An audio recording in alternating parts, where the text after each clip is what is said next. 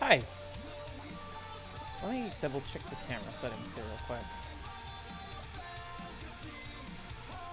Man, ever since like there's like some Windows update that happened like a month ago, and it's messed with all my devices, and all of them are always kind of a mess now.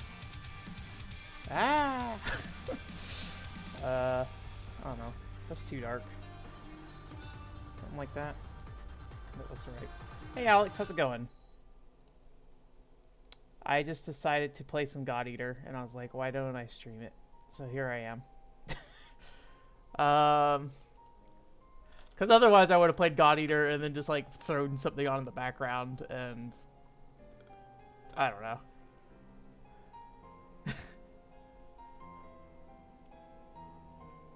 Let's see here. I need to listen to the audio here real quick. How you doing this weekend? Keeping busy? It's actually really warm in here. Good. Alright. So let me... I need to do character episodes is really what I need to do. I've been meaning to do them for like a month and a half now. So I'm going to increase the audio level here. 62 hours. I forget how many hours I had in the first game. It was pretty long though. It is definitely over 100, that's for sure. Oh no, I lost my clothes. I guess I didn't save last time. I'll recreate my holiday clothes here real quick. I think audio level wise this is probably fine. So I'll go ahead and shut that off. Open the volume mixer. And then I should be good. I chose a guy in the first God Eater game. Like God Eater 1 and God Eater 2 are very, very, very similar. In a lot of ways, like to a degree that's a little painful. The main reason I'm still playing this game is because of you know, I can play it with people. I guess I'll do the larger glasses. I usually do the smaller glasses, but some variety is nice. Then I think I was doing a ribbon, right? Not the clips. One thing that does bother me is like you have these little like extra hair pieces here, extensions, and like, you know, little hair things. But there's only like 4 colors for them, so you can't, you know, match your hair color without matching one of those. This game in general is just very limited in its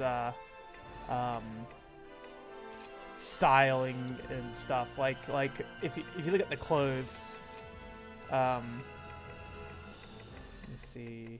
The clothes are on top here. You know, you really only have a, like, you can't customize. You know what? It'd be a better screen for this, the actual crafting screen. So if we go to craft, go craft tops. But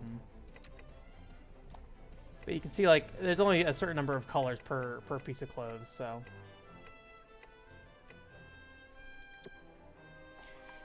$25 to watch them. That seems like a good enough deal. I mean, I guess it depends on how much you like you know, spending time with your nephew. I'm kind of a bad uncle.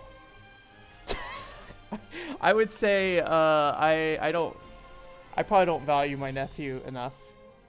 But my nephew's also like 4, so it's really difficult to communicate with him.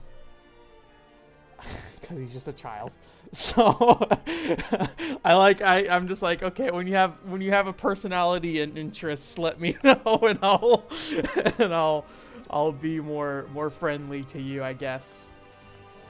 I don't know. It's I don't like how this looks from behind very much, but I think the front looks okay. I don't know. But the thing is like there are holiday pants, but I don't like them very much. And I try to, like, you know, mix them. So you can do this, like the more bottom and I've made them already, so I don't have to worry about the actual thing. This is slightly better. I don't know. I don't know if I like that one, but whatever. We're gonna stick with what we got though. So I don't remember if I ever got many opportunities to do any kind of like babysitting and stuff. If I did do any babysitting, it was when my sister was babysitting someone, and then she probably got the money and I probably did not, because I was the younger one. So she was probably technically also babysitting me or something. So character episodes, I'm done with all the main characters from God Eater 1. So it's pretty much just, well, let me take that back. From the original God Eater 1 and then also God Eater 2. The original God Eater 2. So I'm done with like the first layer of character episodes. But I haven't finished the second layer. So Soma is a new character episode. He just got introduced in the story. It's a little confusing. Like Lindo and Soma are from God Eater 1, but they're like just now being introduced in the second part of this game, essentially. And these are the characters that were introduced in the second part of God Eater 1. So anyways, I don't know if I've done any of these. I think I may have done Lindo's. Yeah, I did one of Lindo's first ones, so. I also really like this little bar area they added in God Eater 2. It's just like a nice little thing. I don't know. I enjoy it. There's no capybara right now, though. Okay, so we're going to go ahead.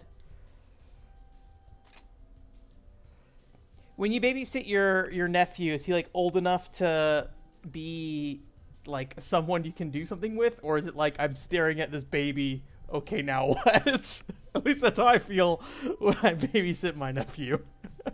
So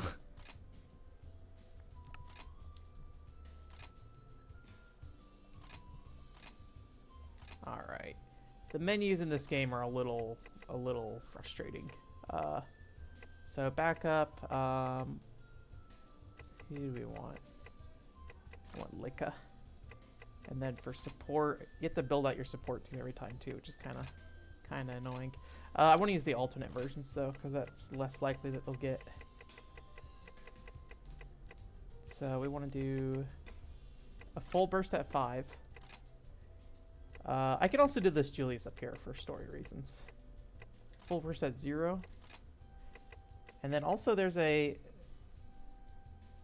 pledge. Oh yeah, I forgot we unlocked this weird pledge system. I don't remember how it works at all.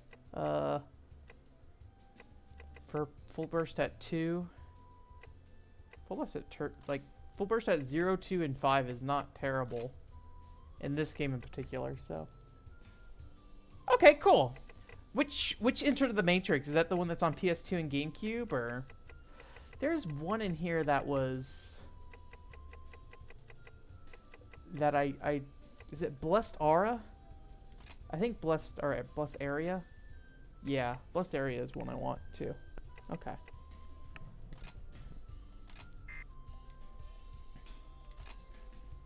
They gave everyone in this game like ponytails, and I like it because I'm a man who loves ponytails. So let me make sure I have consumables and stuff. Withdraw. I forgot to tweet that I was playing this. I should do that real quick. And which Mario Kart? I recently played a little bit of Mario Kart 8 in 200cc, and holy crap, is that a fast version of that game. Twitch.tv/OCULIN.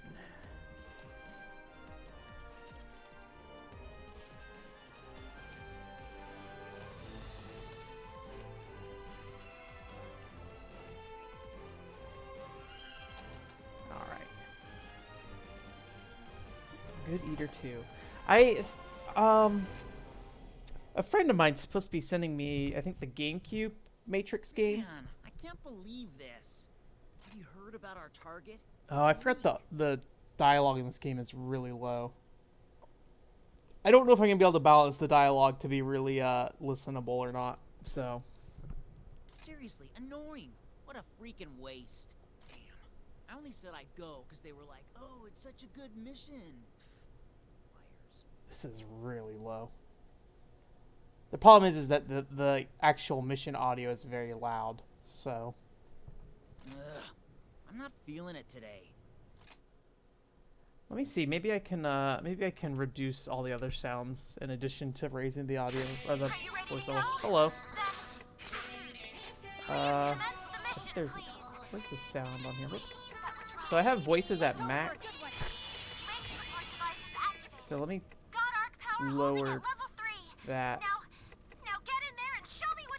down. And then I'll increase the game audio here a little bit. I'm not a huge Mario Kart Wii fan. Oh, this mission sucks apparently? We'll find out what happens. Are you feeling all right? I'm a little nervous myself. Hey, what's the holdup? Can you let me know how the audio sounds when we get started here? Running down. I just switched all the audio, so I'm not sure how it's going to be. I need to eat, though. Oops. Did a great job of missing. Oh, I'm going to lose my level 3. Okay, there we go. Got it.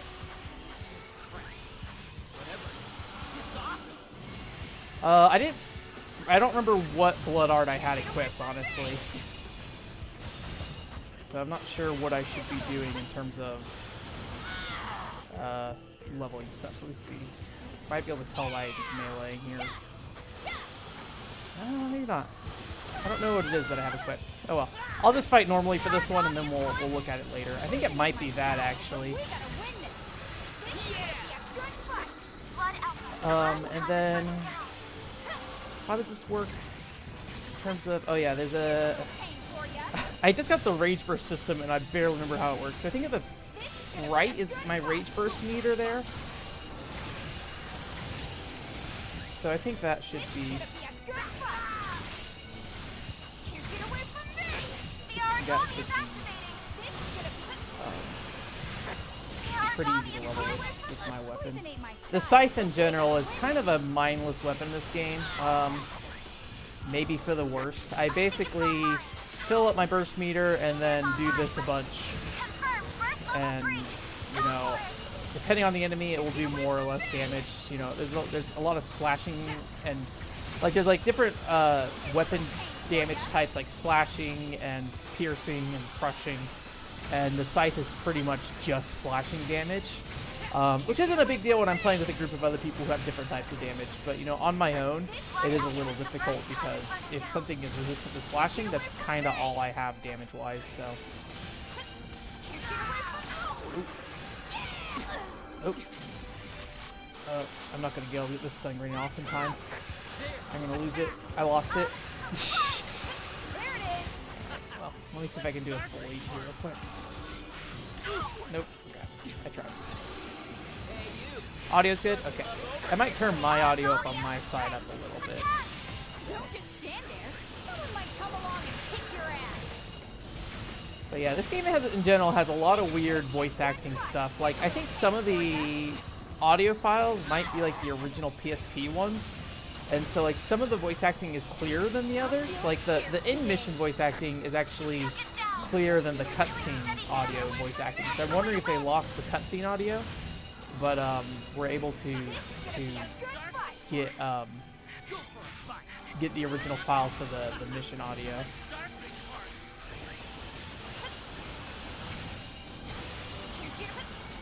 That, or maybe it just would have been harder to replace the cutscene audio versus the mission audio for some reason. So. At least I'm getting a good workout. We're at 92, and you can like build up multiple meters of your rage thing. We broke one piece here. Uh-oh. I was able to guard just in time. So now I have my rage meter built up here. Let me see if I can remember how this works. So I think it's R0, and then I choose who I'm gonna pledge to, and then that's one bond break. I don't want to do the bond break because that would take too long. Perform one devour, that's easy. Increase the amount of damage that needs to be dealt, I think that is. We'll do that one. Hit with 30 attacks, that'll be easy. I'm not gonna do a bond break though. Okay. And then once you've committed that stuff, you can basically meet the requirements that you set, which then give you like a boost, I guess, depending on how you do it. So this will be pretty quick, easy. The hardest one's bond break. You really want to try to plan out a bond break. because if either they have nothing to break or there's not a lot of you know, it's still at like maximum breakage. It's not. Also, you get music. But if there's a nothing to break, then you can't fulfill your pledge. So you can't get your boost, so you just waste your thing. I will say, I think like the scythe in particular, its benefit is that you don't lose as much stamina, which is kind of a crappy boost. I mean, you do get like a general attack increase and stuff, but compared to other weapons in the game, it's one of the weaker things, I think. That mission was pretty easy. You guys normally finish missions this quick? Mission complete. Scratch up another one for me. It was actually pretty good. Yeah, I figured that it would just take too much money to probably do that. The dub in this game is actually pretty good, though. Although, you know, that being said, I think this is the first time this game came over thinking about it, right? I don't think God Eater 2 came out on PSP in America. So maybe they had to re-record everything anyways, and maybe it's just something to do with the audio file size of or the cutscene audio or something like that. I mean, this also was on the Vita too, so but I don't know if they would have to worry about those restrictions on the Vita or not. So maybe that's not the case now that I think about it. You hear the vocals. I need to turn my audio on or up more because I actually don't hear much. All right. Sport skill use up +1. But I'm not. It'll be done in no time flat. And consumable, sure, why not? You're gonna work me down to the bone.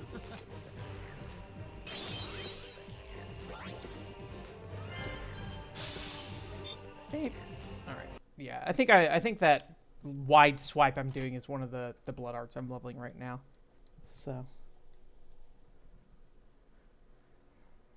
Okay, do we need another cutscene? No, not yet. All right. Let me see what blood art I have equipped here. Savage Bite. What is Savage Bite? Extend mode. Okay. Greatly increases the power of every attack while also reducing consumption. And this is an aerial attack? Aerial, square, and triangle. No, is this a round thing? No, round thing is down here. So I'm doing an aerial one right now. So I should be attacking in the air is what I should be doing. I don't know what extend bite mode improves means though. Okay. Let's see, is he still over here? Alright.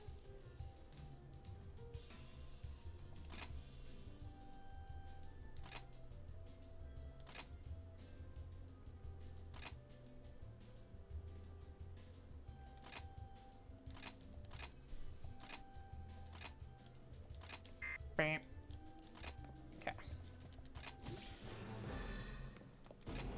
Ba-da-ba-bum.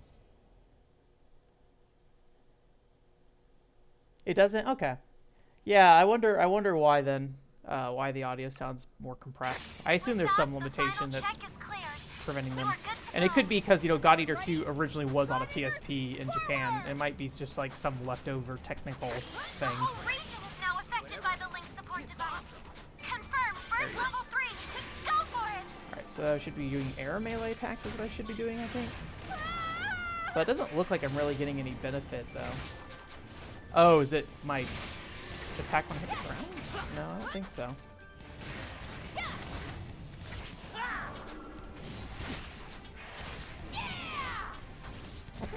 Origami is poisoned. I don't know if I'm just getting like a boost from attacking in the air or not. Burst I need is to eat. about to expire. I don't know. Round Fang still seems like the best thing. Took it down. That's kind of the annoying thing about blood arts in this game is that you have to pick and choose one special skill, and then it kind of discourages you from using any other skill in the game.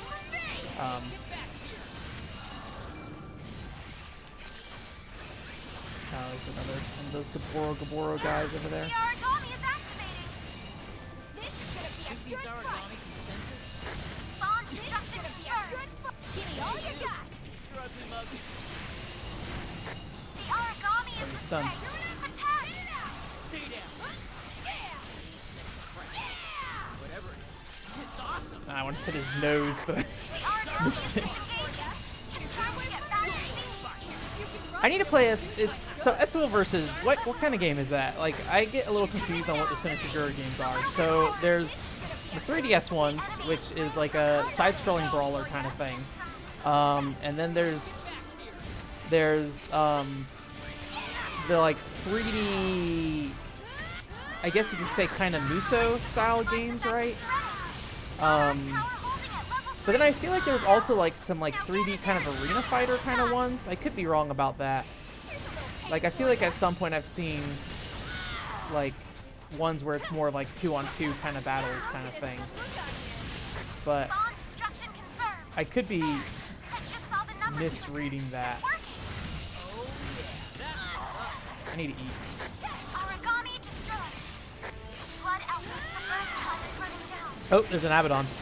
They're like give you like special tickets where It's actually you can trade them in for crafting materials. So, but they kind of show up and they kind of run away. So you gotta try to keep up with them. Man, he is going for it. Where'd he go? Down or yeah, there he is. There we go.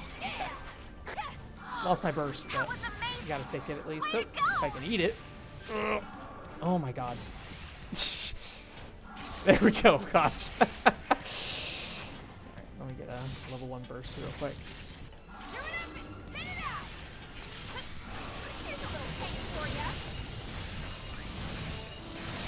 Essel versus Zamuso. Okay. The origami is poisoned. Poison. Did your nephew eat a bunch of it or something? I need to do some cooking at some point. The origami I need is to. disengaging. It's trying to get I don't back really on have feet. any food prepared for the week.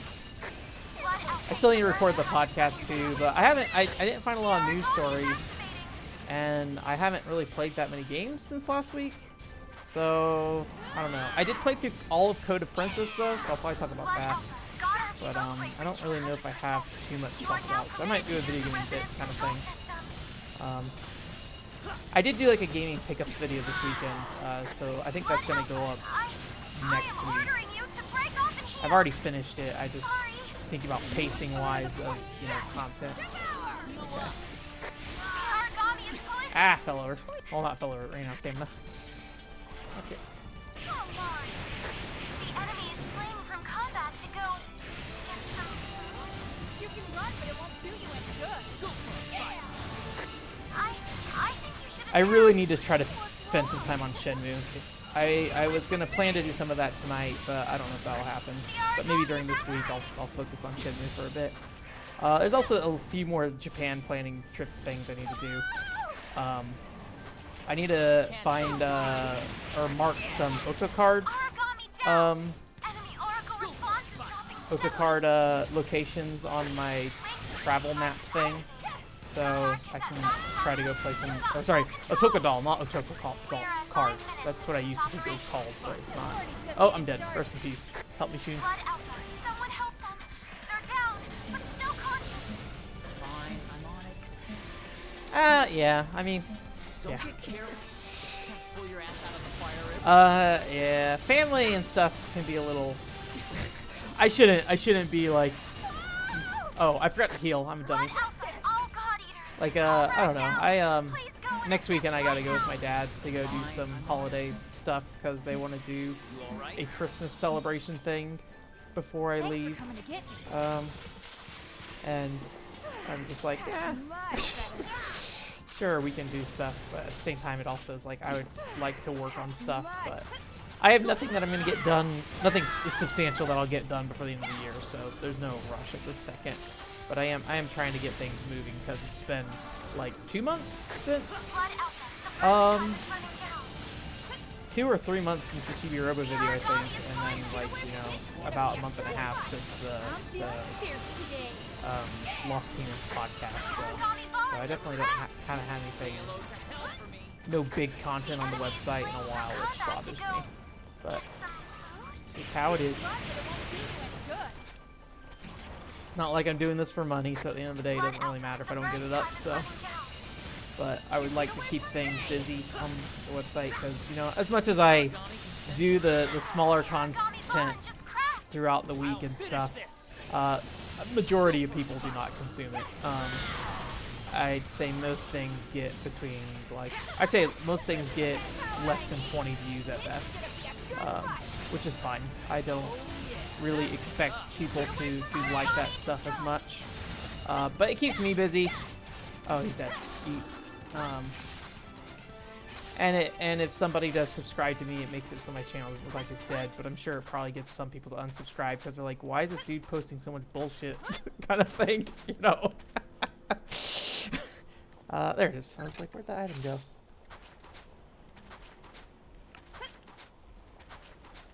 Oh, yeah? Any particular Wii U games you're looking for? I was looking at, I think his name's Smoke Monster, who seems to be fairly big in the Mister community for the FPGA open source thing.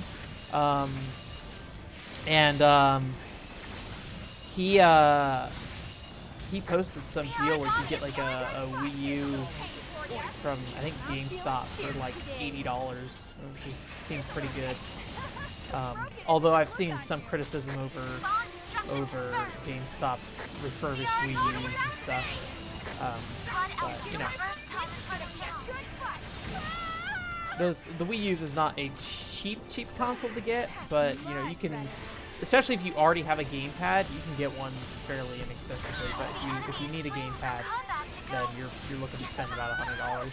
And it's a good system with the good games and stuff. And, you know, obviously there's better versions of some of those games on the Switch that are getting released, but, you know, I don't really care if I get the enhanced re-release of Fire Emblem, you know, whatever it's called, Sharp FE or whatever, so I'll be fine playing the Wii U version. Erica Mendez? I don't know who the voice actor is for that. I do think all the voice acting in God Eater is fairly entertaining at the very least. Although my character's voice actor, or voice acting, I think her lines are kind of boring. I like the voice actor, but I think the writing for her is just not very good. So I liked my voice a lot in God Eater 1, which is like this very kind of nervous guy. I don't know. It was pretty good. And it had some pretty good lines. I think God Eater 1 in general had some really good writing. Whether or not it's accurate to the Japanese is a whole other thing, but, you know, it was entertaining to say the least.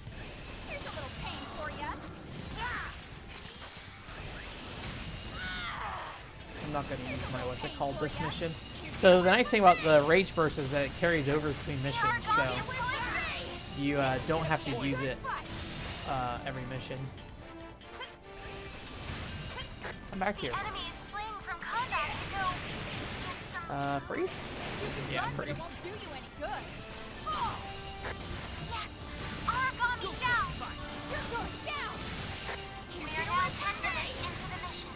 Seems like we're on time. There we go.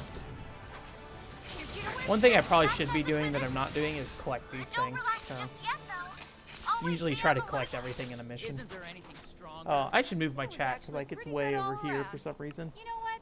Sometimes you just need an off day. There we go. Well, guess Is that- my character's voice actor? I think she's a good voice actor. I just think the writing for her's not very good. So what else has she done?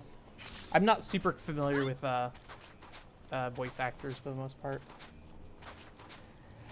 I really need to get Devil's Third at some point. That game looks really fun. Unfortunately, the multiplayer is offline now, so you can't play that, but, you know, that's how it is. Wonderful 101's really good. I think Wonderful 101's the only Platinum game I've really enjoyed. I thought Metal Gear Solid Rising was pretty solid, but it wasn't my favorite. I think mainly because there's no guard. It's a very dodge-focused game, and I think, or parry-focused game actually. I don't think there's a dodge, is what it is.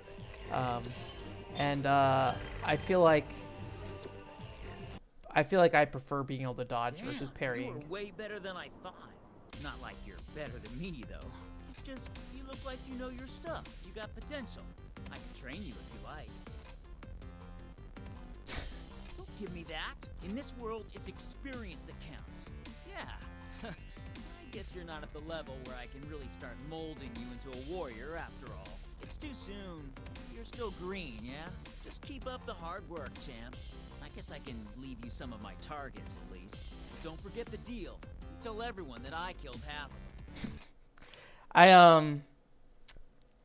I do like that they're expanding some of these characters a lot more, because in the original God Eater, these were, I guess you'd call them God Eater Resurrection characters. They really didn't get a lot of screen time, or it was when they did have screen time, it was not particularly like, you know, as well produced and things like that. So. Oh yeah, Ryoko's the main character, right? I don't know if I watched that dubbed or subbed, honestly. I can't remember. I probably watched it subbed, I feel like.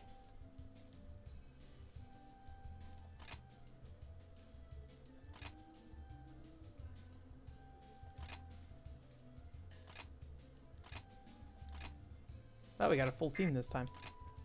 Gina and Carol. I like Gina.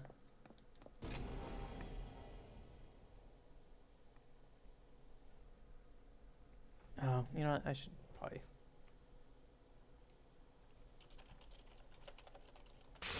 What happened? How hard was the base hit? Hold on. I'll get the details. The third defensive wall was breached, and a dozen homes were destroyed. We can't get any reliable numbers for injuries or casualties. Ugh, damn it! I can't believe this stupid... Shoot. Hey, shoot. Calm down. He's ready to win. Who's Carol? Carl? Carl? Okay, that blonde guy. Then worry about it. Here's a little pain for ya. You get away from me. Ah. In the first game, I mainly used the scythe, but I also, when I was playing through with a friend, he really wanted to do all the free missions in the game. Let's clutch. Damage, easy. I won't worry about the bond break. Damage will do that as well. 30 attacks will do too. Oh, hello, dude. I didn't really want you here, but we're here now. This is incredible. Frame purge Well, confirmed. hopefully I can do much damage. I'm actually not doing a ton of damage slashing-wise. This might be bad, actually. I'm not going to be able to get it. Like, my damage output is way too low on this guy.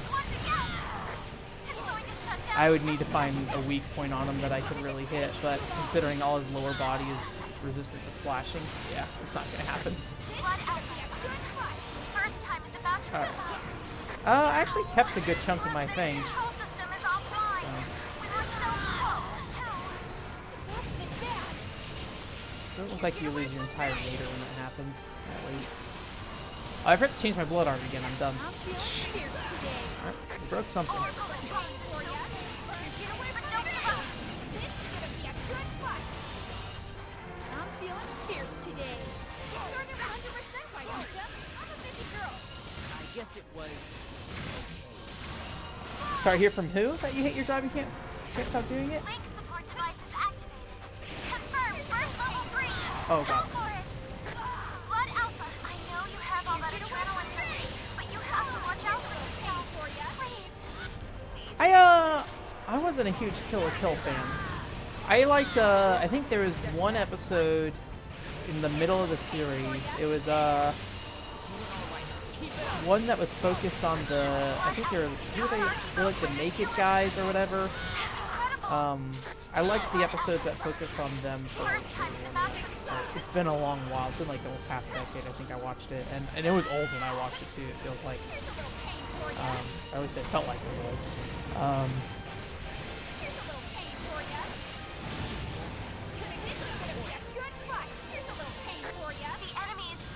But I have really picky taste when it comes to action anime, so I like mech kind of stuff a little bit. That's why I'm kind of into Pat Labor a little bit.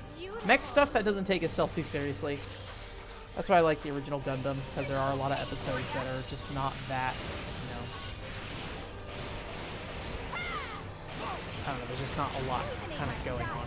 Which is kind of what I like. It's just like, yeah, it's about this one conflict that's going to happen and it's going to get resolved. That's it. I'm not a huge fan of the whole Dragon Ball Z, let's spend, you know, months and months worth of time in real life on, you know, a single battle in the manga or something like that. Also not a huge fan of shows that like explain everything all the time. I watched is it Katanagatari or something like that? It's the one where you watch one episode every month, which I also like that a lot too, because that was also self-contained. But it's like it was one episode a month, and you watch it the entire year. And I think in the story itself, it took place between the months too. So like the story was moving in real time to when you were watching it, kind of thing, which is pretty cool. And I really, really, really liked episode 2 because it's like an episode where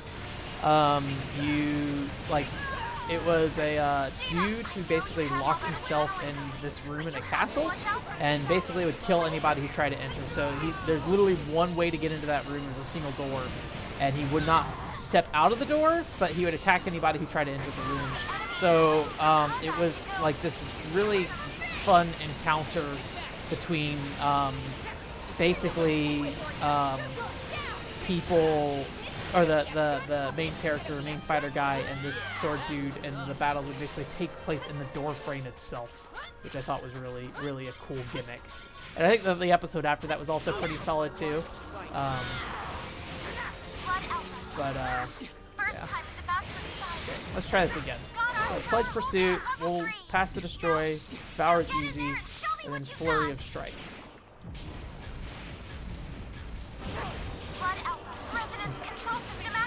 I got the Devour. Oops. This is going to be a lot easier.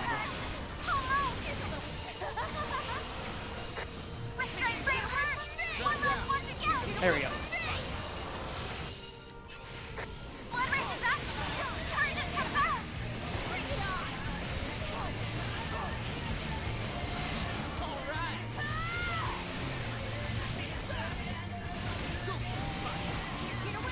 I don't really know what the benefit is in terms of like saving up your Rage Burst. It looks like I retained some of it though. Possibly. I don't know if that's going to go down once I actually finish my burst. I'm back here, you.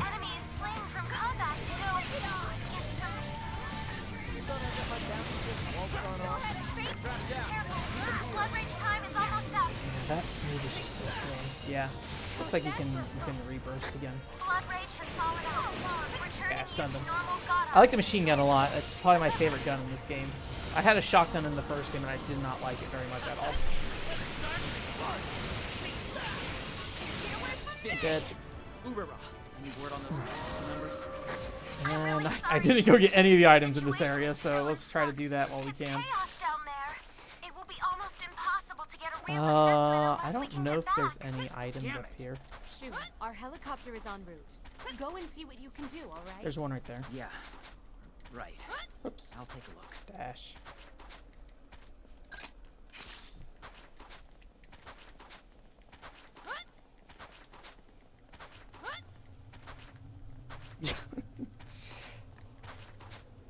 I have not watched Idolmaster or any Idol anime. I thought about watching Aikatsu at one point, but I never got around to it, and now it's like way, way, way, way, way deep. So, what are seinen shows again? I get really confused by anime genres, to be honest with you. My friend was telling me about some show he wanted to watch that was like kind of like being transported into another world show, but I think like it's listed as its own genre or something like that for some reason. And I'm like, sure. I know there's like shonen. I think that's like Dragon Ball Z kind of style stuff, right? And then there's shoujo, which is ladies liking boys, or boys liking a lady.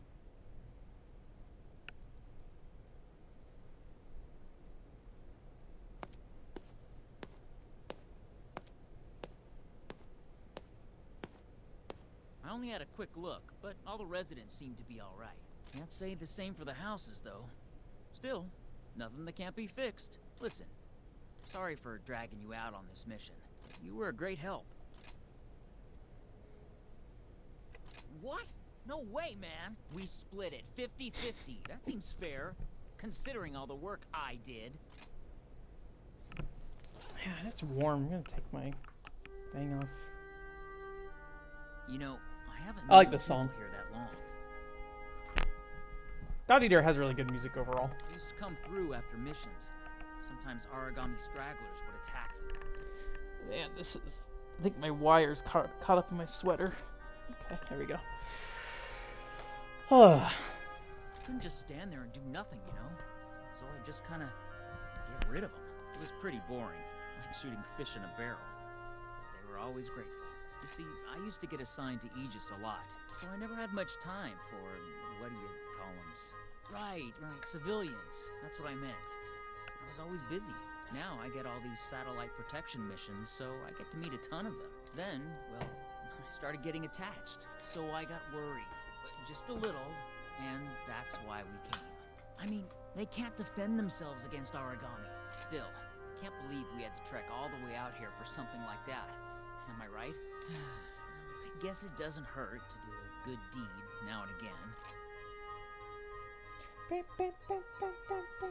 Isekai, yeah.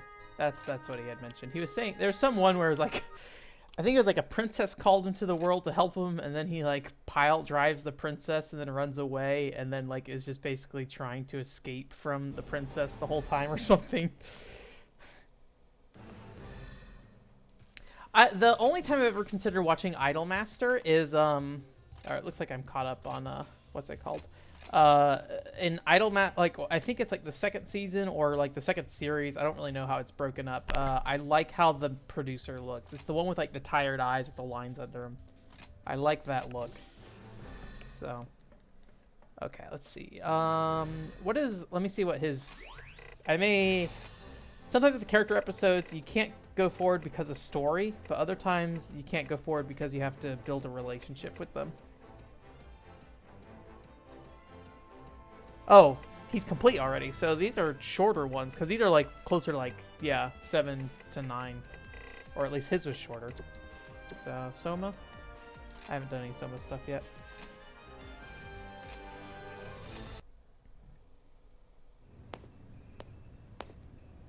It wasn't Konosuba, I know that much. I've watched Konosuba though. Species. Luckily, a group of them were just reported at a nearby factory. I can look it up here real quick. 1 second.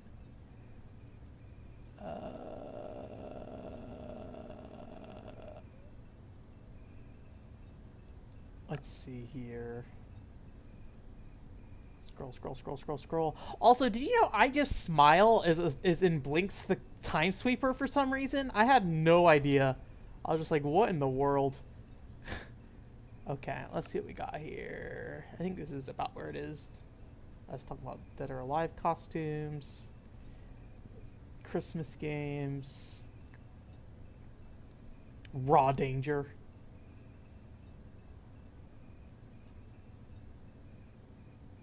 Kemonomichi? Kemonomichi. Let me pull this up here real quick. I don't know if I looked at what this actually looks like.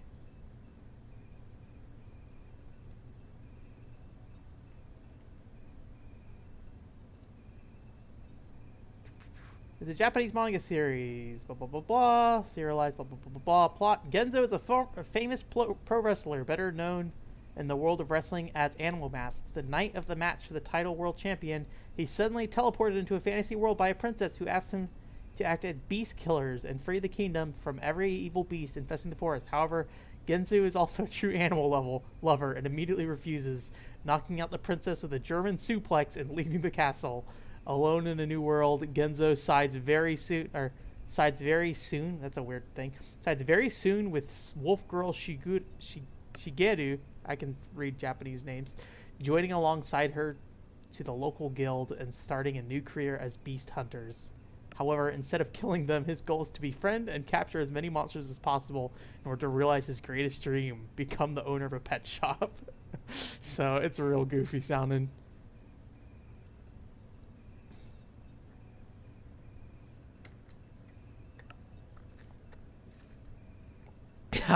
I really liked Konosuba. I watched I think the first and the second seasons. I don't know if there's any more of it or not.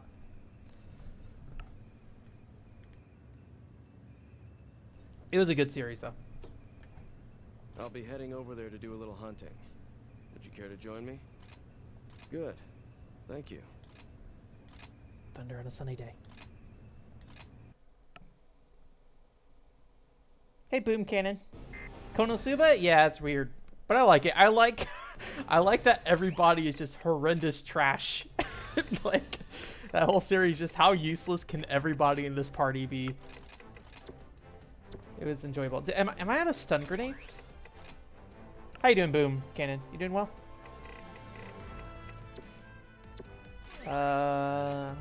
Yeah, I think the stun grenade should be listed at the top of the inventory. I have 17 left, which honestly is quite a bit. I doubt I'd use them all up in the near future, but can I buy them or do I have to craft them? I thought I could buy them. Huh, I guess not. Oh well, it's not a big deal. I'll figure out once we actually have a problem with needing them. I'm kind of surprised. Oh, the wrestler one? Oh, is it an anime? I didn't know that it was anime. I thought it was just like a manga or something at this point. You are now It sounds weapons-free. silly. I don't know if Hunting. I'll ever bother with it, but Let's move out. Type's damage has been augmented. Conditions have been fulfilled. Link support device is spinning up. okay. Got our power Okay, at there's one of level those guys. 3. This fight is yours. I'm kind of surprised that Konosuba doesn't have like a more traditional video game at this point. Like, I feel like the series is very popular, Scratch one origami. but I guess, like, you know, at the same time, how do you make Konosuba like a video game without it, like, you Origami know, neutralized. while still capturing the vibe of that series? And the answer is probably it's difficult. like a traditional, like, it wouldn't fit into like the Bandai Namco, okay, we have a anime license, now fit it onto one of these 3 templates kind of games. You can So. run, but it won't do you any good. My work is not yet finished. Wow, that The origami's bond has broken apart. went down pretty quick, or broke pretty quick. Get away I keep forgetting to change my blood arc too. I'm gonna go do that after this mission. Ow, jeez. It's too far away for me to keep doing that. It's nice with the scythe because you can sit there and, like, you know, hit them from higher ledges, but like in a case like this, because you're always moving, you need to be able to kind of have space to move around a little bit. You get away from me! Also, I'm not really hitting them a ton.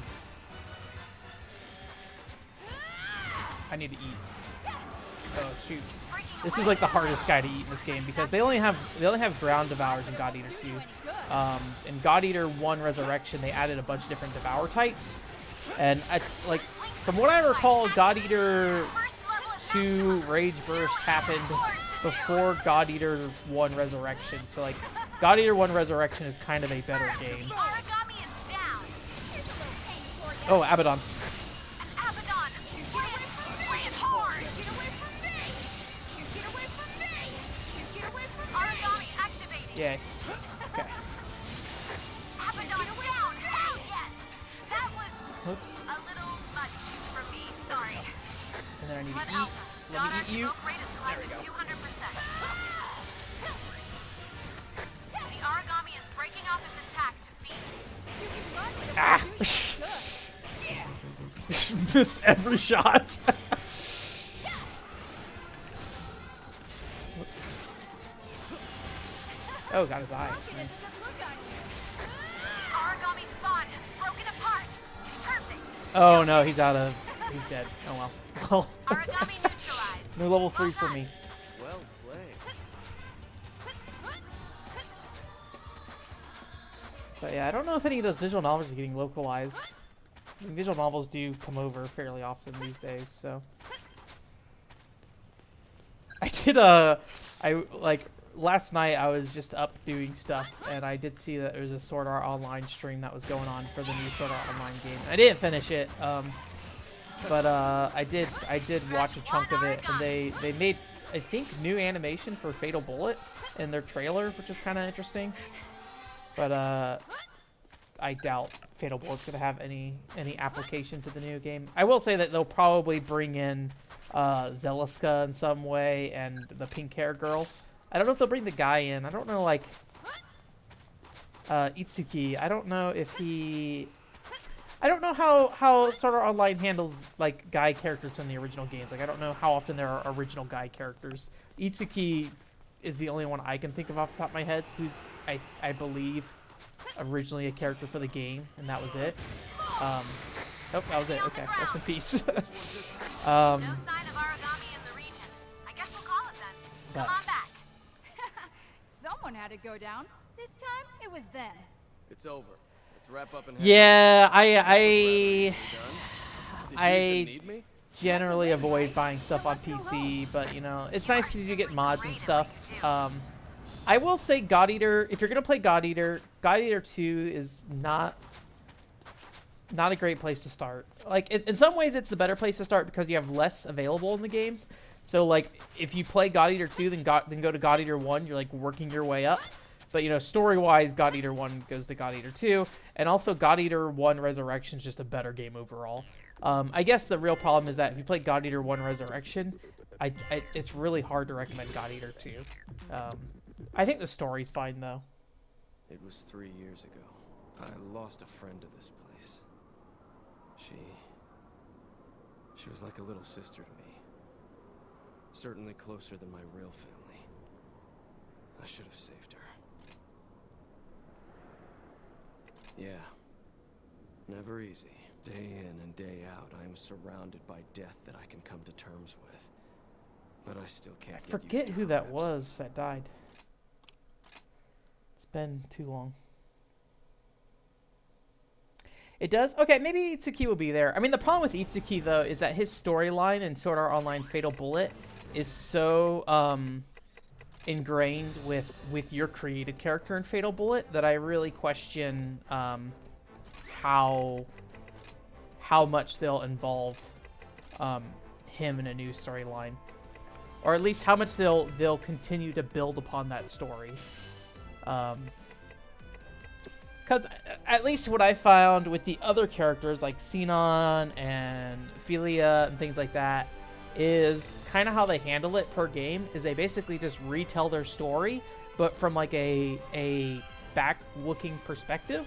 So it's like, oh, Philia's going to tell you about what happened in Hollow Fragment, and the story that happens is in relation to that. Like, it might have some same general themes, and then so at the end of that, she'll basically be like, oh, this is like something that happened to me in the past, or something like that. And I can't imagine that they would ever, like, build upon what Itsuki's story was. Like, you never really find out who Itsuki was. It really seems like he's basically just some guy who's like in a war-torn country and stuff, and has like, I don't know. He has this weird relationship with you where he becomes like too much of a friend with you, and then like has this weird obsessive quality to him that causes him to basically put you in a murder game with him, kind of thing, to try to enhance that friendship, kind of thing. I need to see the character episodes. I'm guessing Soma I'll need to party with still. Yeah, I need to bring Soma on some missions. Lindo, we can go ahead and work on him some more. Here's Lindo.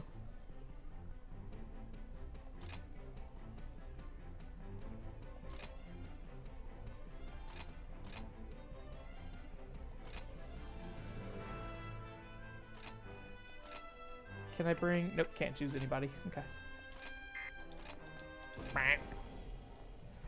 I need to figure out what anime for Sword Art Online I need to watch before I play Alicization Lycoris or whatever, though. Because I want to have the context of the series before I jump into that. I assume I don't need to watch the series with the pink girl and GGO. I assume that's unrelated. I forget what that was called. I've only watched Sword Art Online and Sword Art Online 2, so. Here's a little pain for ya. Here's a little pain for ya. Here, get away from me. Ow. Ow. Who's shooting me? Did these guys shoot fireballs is what it is? This is gonna be. I'm feeling fierce today. How are you still alive? One origami. Where are Nicely you? executed. That's how we do it. The origami has fallen. Seize the advantage. Enemy oracle response is starting. Oh yeah, 428. I really wanted to play that game back in the day when it was on the Wii. I was interested in visual novels back then. I am not so interested in visual novels these days, unfortunately. I should play more visual novels at some point. That is something that should happen in my life. But I have not done much of, unfortunately. It's not that I have a problem with visual novels. I just need, and this is true for most games I play, at least ones that I know are going to be a commitment, is that I need a reason to play them usually. It's not just as simple as, oh, I feel like playing this kind of thing, which I know sounds kind of weird and shallow maybe. But like I was talking about it on Twitter this weekend, like, Dew Prism seems like my kind of game, but there's nothing about Dew Prism that I know that makes me go, okay, I should play this because kind of thing. Which, you know, the answer is I should play this because I will enjoy it and I will have fun, but that's not always the answer, really. There are exceptions, like, I don't know if I was really expecting to get much new out of Shenmue 3 or learn much. I mean, it definitely was neat to see that they were able or interesting to see, like, how they were able to create Shenmue with the budget they had. But I would say that wasn't really an incentive for me jumping into Shenmue. That was more of a personal vendetta kind of thing. But like sometimes I'll play a game like Resident Evil 7. Like I hated the first third of Resident Evil 7, but I had a reason to play it, so I did that, and I'm glad I did because there was a part of Resident Evil 7 that I did really like. So I can say that much at least. Who's here? Badger Tail. Origami neutralized. Well done. Nicely executed. You jumping over there? Origami is breaking off its attack to feed. Let me get this item here real quick. Where do you think you're going? I really should go around and get the items because they're useful for crafting. The biggest problem is that, you know, I risk, you know, The origami has fallen. losing my level 3 when I go and get items and stuff, so. Scratch one origami. I really should just do it at the start of the mission is what I should do.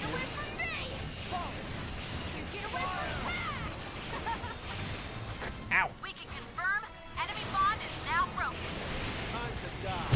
Barely any damage. Blood Alpha. God Archego rate is now at 300%. Okay. I'm feeling fierce today. Origami neutralized. Well done. Nicely executed. Ow. Jeez. Oh, I'm hurting actually. Blood Alpha. Burst status is soon to expire.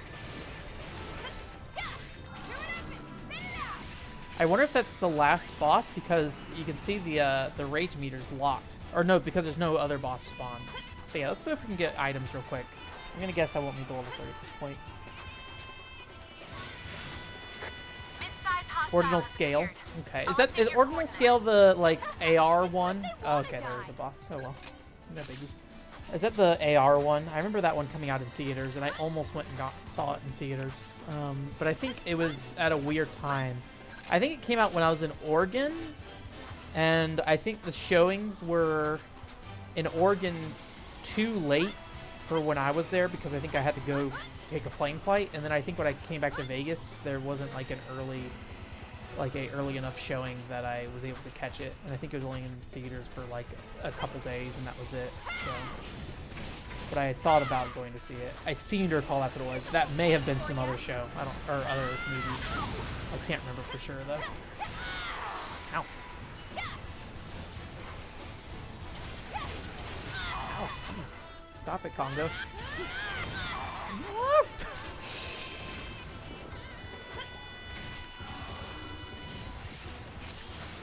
I want to kill this guy.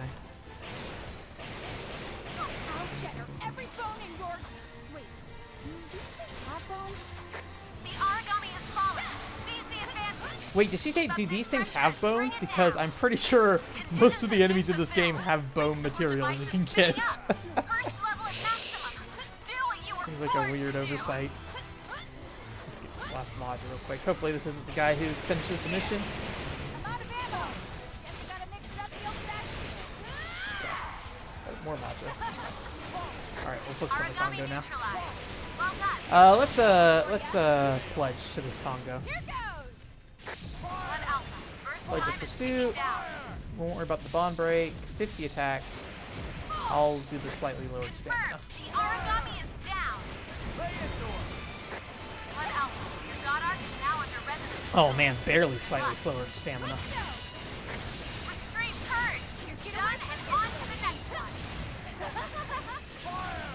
Restraint frame has been purged. You're so close. There we go. Purge complete. Blood rage active. Go ahead and face it. I'm not doing a ton of damage to this guy, honestly. You get away from me. Let me try to break out of this real quick. It's breaking away. Looks like it's Ah! You can run, but it won't do you any good. Jerk! Oh wait, I can just dash. Its Forgot. limit in 10 seconds. Blood rage limit is imminent. Well, I didn't really get to use much of it. But I did get to keep my level 3 because I could move so fast. Blood rage fading. Returning to normal God Arc control. I really didn't get to hit him much, honestly. Here goes. Nope. Oh shit. I didn't want to do that. We can confirm enemy spawn is now How do you broken. menu in this game? I think I need to break his back, is what it One is. Alpha. Resonance control system Probably not gonna online. happen, but we'll Time to try. begin. I'll crush him. I'll shatter every bone in your... There we go. We broke it. Okay. Cool. The origami has fallen. Seize the advantage. What's wrong? Yeah, I'm not really doing a ton of damage on this guy in general. I might as well do the spin, so I don't have to end the origami combo is with breaking this. off its attack. You can run, but it won't do you any good. Alright, he's dead. Died sooner than I thought he would. No That's sign okay. of origami in the region. I guess we'll call it Alright. then. I think that's Come on it back. for items. It was a nice walk in the park. Let's see here. Like that- Nope, there's one. The mission's not over until everyone's back at the bar. I'm thinking about taking on another mission the minute we get back. Umbrella fight. Sorry, that weird That noise sounds on the kinda comm was goofy. my tummy. I don't Didn't take get breakfast. Sword Art Online too seriously. I don't think I like the characters of Sword Art Online very much, but I do like a lot of the world development and stuff. So that's probably my greatest interest in that series. Although I do like Itsuki. I like most of the game-specific characters, honestly. That's who I've liked the most. I didn't really care for the purple hair girl in Sword Art Online 2. Done in no time flat. The spotlight's on I think Sinon was but I'm not okay. scared. And I think Kirito got better in Sword Art Online 2. He became a bit more distinct in that versus the original Sword Art Online. He was more, I don't know, he was more generic, I feel All like, in this that one. power, I will bring to bear. Whew. Well, what do you think, Professor? Well, I don't know if I'd say perfect yet. Thanks, though. You're a solid teacher. When I first saw you guys in your blood arts, I was absolutely floored. I was so sure it was the missing piece. It's the power to survive, and not just that. The power to protect others from damn near anything. I can sense that willpower in you every time you try to teach me. I won't let you run away from living. Ah, sorry, that was, have I ever said that to you before? What? Oh, well, it's still good to remember. It's no less true now. I assume he said that to what the I'm trying original say character in here is God that Eater blood 1. arts are incredible, and you've got a hell of a gift. Sorry, I was never the smart kid in class. Don't give up on me yet. They do a couple of throwbacks to the original God Eater character, but you're technically a different character, so they'll mention this other character's off doing other things, but not too specific other than just kind of nodding that, like, oh yeah, they're the character from God Eater 1.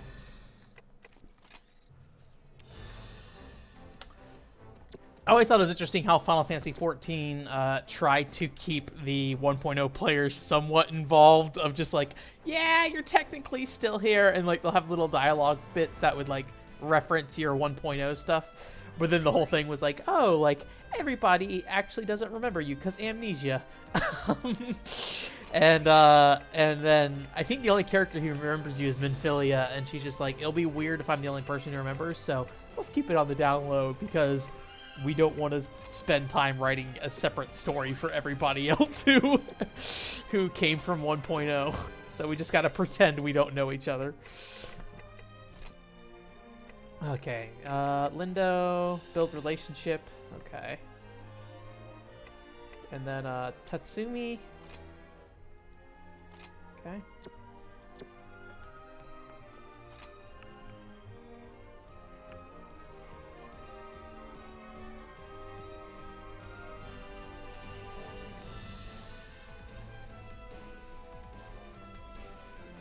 Sorry, which point is the where the light novels hit their peak? Alicization or?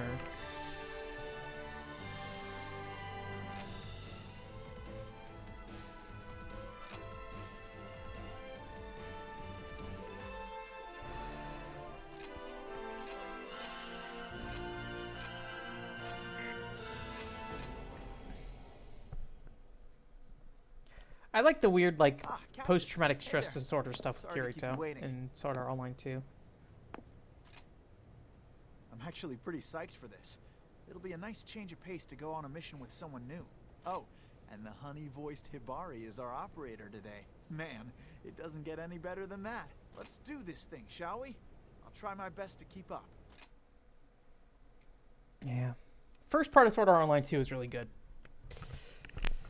Second part, I think second part's good if you want to learn more about the characters of Sword Art Online. I mean, it's very much the like. Hearing Hibari's voice over the comms. I feel like it's really come home. That's enough, Tatsumi. Let's just focus on the mission. Oh, anything you want, Miss Operator. Anyways, the I think that the second part of Sword Art Online 2 is good if you just want to like enjoy more of the characters from the first series. That didn't really get a lot of time in the first part of the series, but I feel like the character development that happens for Sword Art Online characters past their prime, you know, they don't ever really go away, so they're just kind of always there, and I feel like they generally don't, they just generally don't really. They're not particularly strong bits of character development anymore because they're just not the focus anymore. So it's more of just like they become this mesh of a group of people who somewhat contribute to the story, but only barely at all. You know, I need to eat. Surprising, I don't have time. And the same thing happens with the characters in the video games. Like when they come back to the next game, they just kind of join that mesh of a group of people.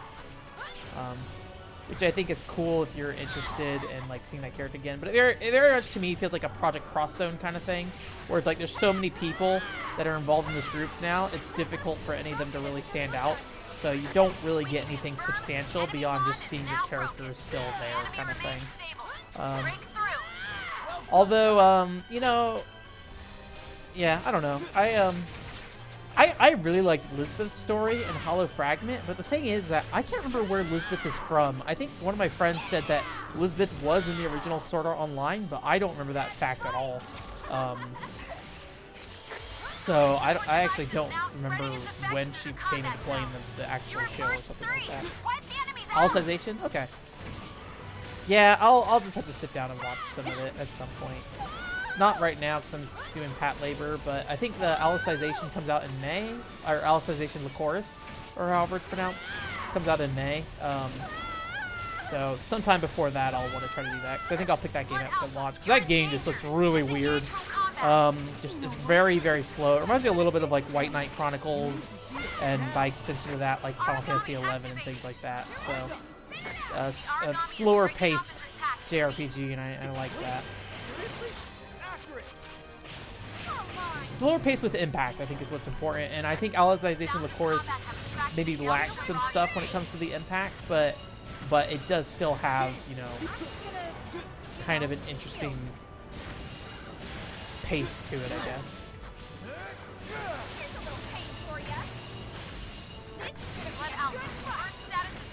Yeah, I think we're talking about that. Oh, I can eat from up here. Ooh, I almost stepped off the edge. Okay. This is a great spot for me right now. Oh, dang it. Not anymore. I'll just fight this guy for now.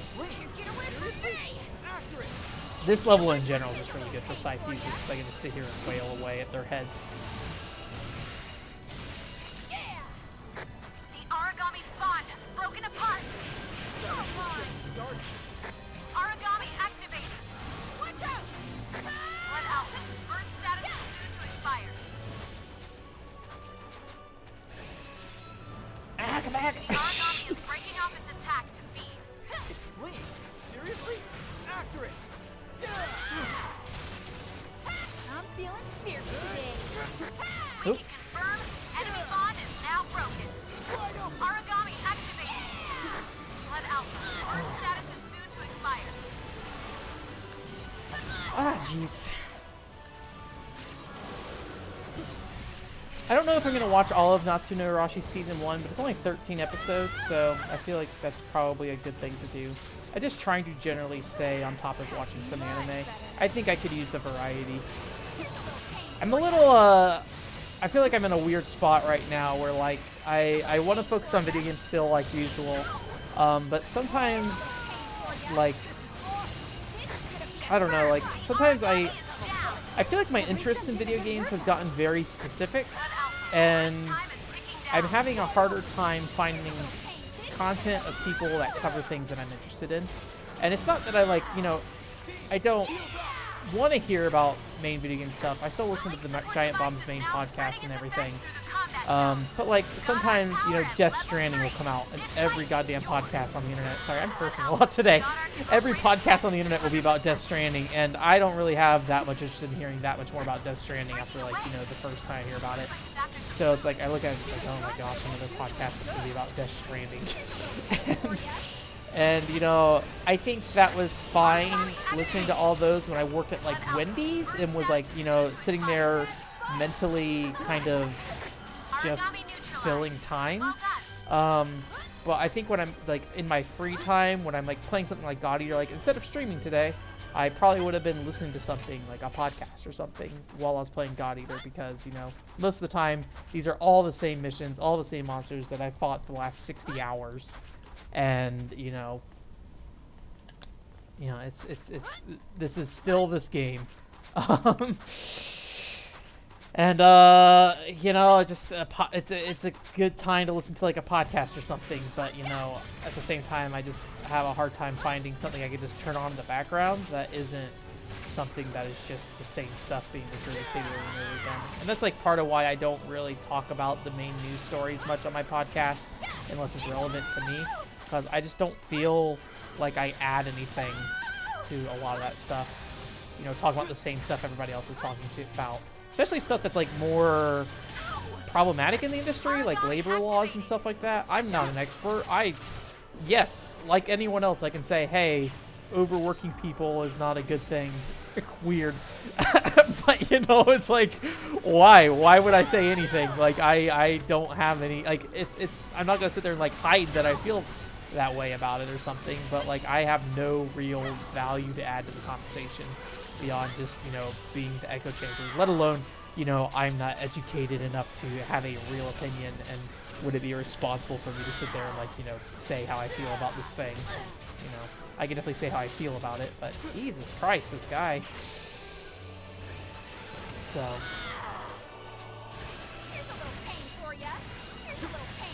Oh yeah, I hope you enjoy it. I need to get around to season 2. I thought about buying the season 2 during Black Friday sales, but I think it's like $20 still, which isn't bad. But I don't know. I wasn't a huge fan of season 1, but I hear season 2 gets a lot better. So yeah. But yeah, if you're coming to my podcast for the hot new game news, you're not really gonna get that. Honestly, sometimes I pull out things that I'm like, oh, I didn't hear about this like 3 weeks ago, so now I'm going to talk about it. Like, Mochi Girl had a trailer that was put out like a year ago or something like that at this point, and I'm just now talking about it. But that's just because I just now found out about it. I checked to see if Mochi Girl came out on the Japanese eShop this week, though, and it did not. Even though I saw that they put some trailer that had like a December 6th release date or something. So I don't know. Maybe I misread it. Maybe I'll need to go back and look at that trailer to see if 6 was what it actually was. Nice. But I'm a little uncertain if I want to get Mochi Girl right away or not, because I have a lot of games that I play at the moment, and I do want to check out Mochi Girl. Whoops, I didn't mean to use Restore Ball, but you know. It's fleeing. All right. Seriously? After it. I need to just whack this guy. The origami is falling. Sitting there, keep trying to hit him out of range, and it's just not working out. That is epic.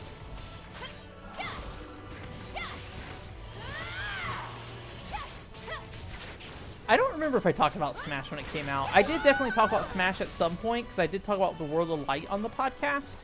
But I don't remember how deep I got into it. But I mean, I definitely won't, like, if there is a main news story that I think is kind of interesting, I'll definitely talk about it. But I mean, where's that item? Where is it? God dang it. There we go. Thank you. But yeah, I just yeah, I don't know. I mean, I think the same way when I play games and stuff. Like, I play a lot of random garbage, but at the same time, I don't mind playing something more popular like a God Eater or Zelda. Sorry, milady. Shenmue 3. I'd say Shenmue 3 is a popular game that, you know, I feel like, honestly, my feelings on Shenmue 3 are about in line with everybody else's, so I don't really find a ton of value in me talking about Shenmue 3, but I'll still do it just because it interests me. But I don't think I would do like a review, like a video review of Shenmue 3 without really feeling somewhat passionate about it, or if it ends up like a Xenoblade Chronicles Golden Age of Torna situation where, like, I think I generally feel how other people feel about Golden Age of Torna, or Golden Country, sorry, Golden Country Torna or something like that. The name of that game always mixes me up, but it's lingered with me, like my feelings have lingered with me, and I do want to talk about some things, especially with like the structure of the world, which I think is important, because I think Xenoblade Chronicles 1 has a very distinct world structure, or maybe area design is maybe what it is that I would say it is, and it's not an open world game to me. It's definitely a linear pocket design game that kind of reminds me a little bit of Deus Ex to some extent, but like a guided Deus Ex where it's like you have these paths and landmarks that kind of take you through, and it's like something you hear about with, like, you know, when you read like developer diaries with like Breath of the Wild and like how they designed that world and stuff, and Monolith Soft helped with the world design of Xenoblade Chronicles, or at least like the technical end of it. But you know, it's Xenoblade Chronicles 2 just has a problem where there's not a little flow to the world, and I think it ends up being like you have all this stuff that's kind of like built around this area, but there's not like a clear path through that area or something like that, you know? So I don't know if I made any sense in what I just said, but video games.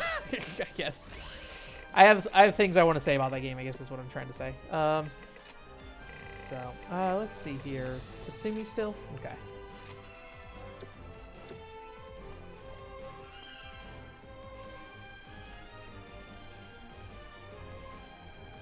Do people say Ultimate was the best game? I guess I don't really listen to like the same people anymore that I think a lot of other people listen to. I think Giant Bomb was pretty mellow on it, and I largely listen to Giant Bomb at this point. I've dropped a lot of Giant Bomb. Like, I don't watch them nearly as much as I used to, which is kind of too focused on the operator.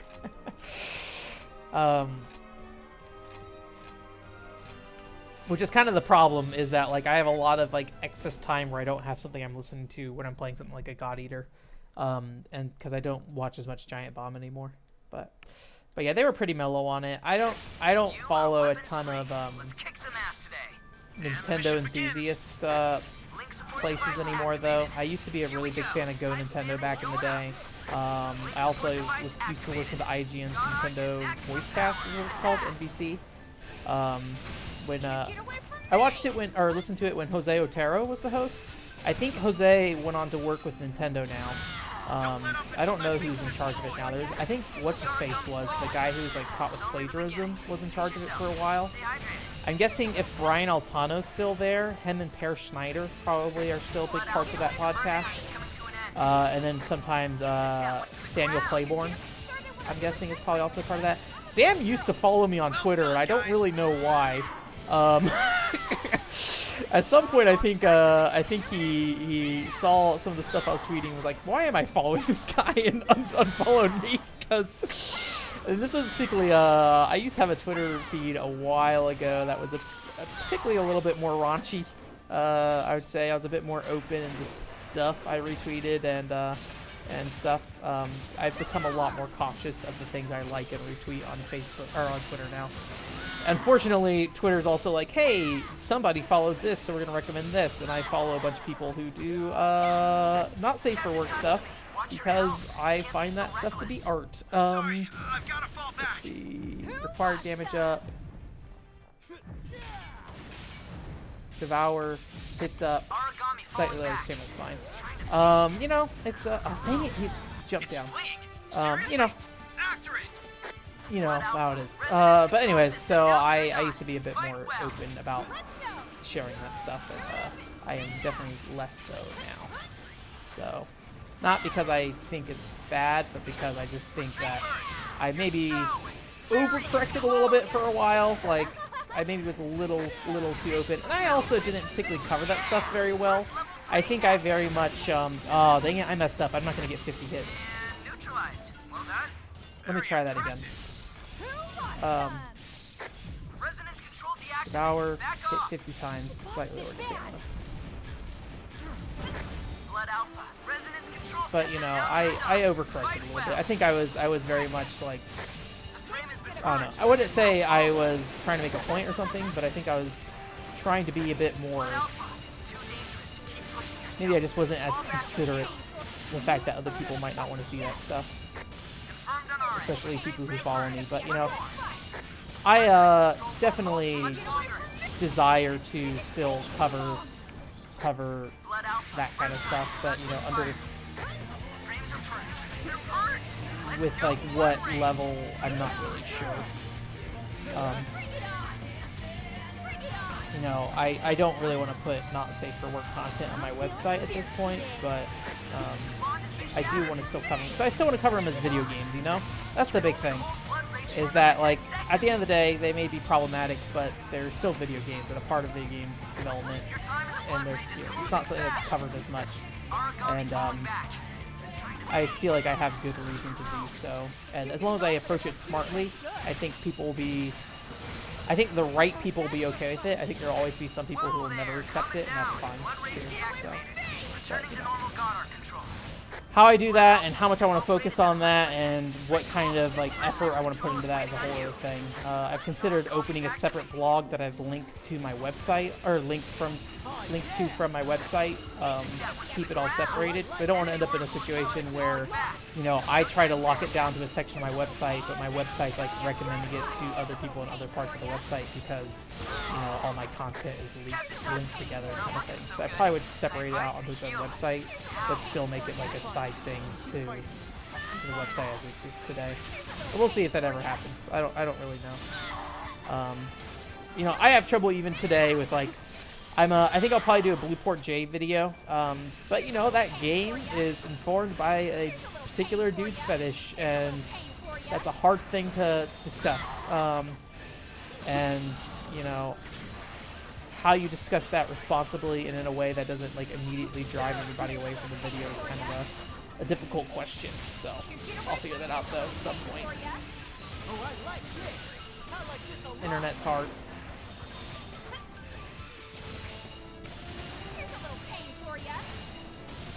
But I'm always want to, you know, talk to as many people as possible about that kind of stuff. So, and you know, from what I've talked to the people about that stuff, generally I think everybody who respects that kind of content feels kind of the same about it.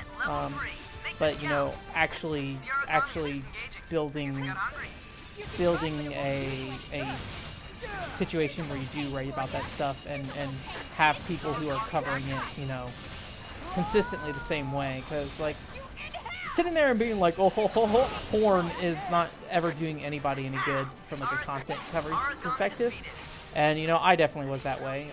I don't know if they're still on my website or not, but like all my old visual novel reviews and stuff and previews and things like that were pretty much that. Just not.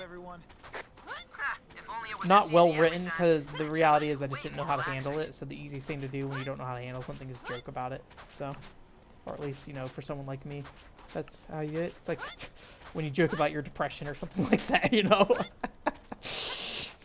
It's like, oh, I'm just gonna joke about my suffering because I'm actually suffering.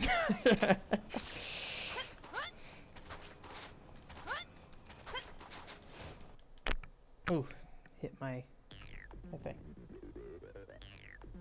The spotlight's on me. You just follow your But I'm not followers? scared.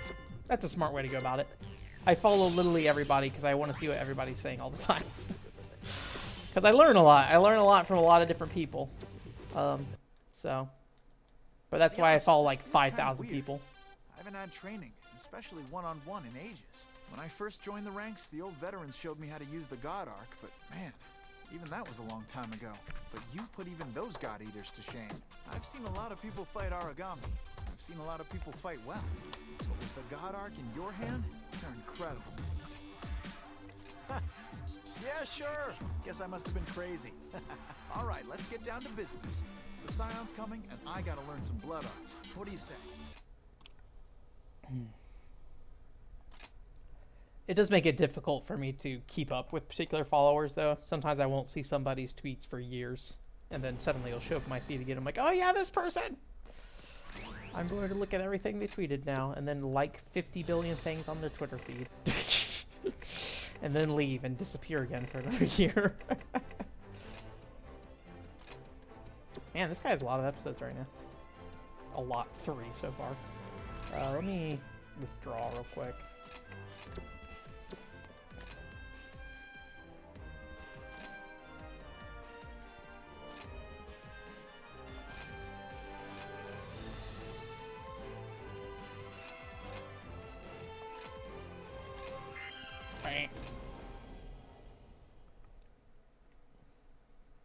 Twitter's a great and an awful place at the same time. Sometimes some days I'll like wake up and get on Twitter and it's like one of the worst experiences.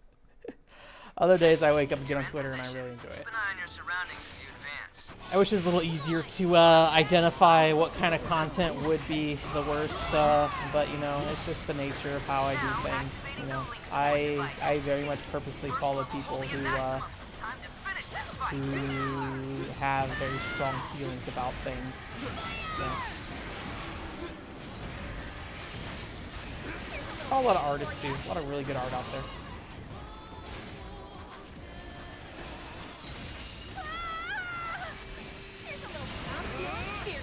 Let me get on top here.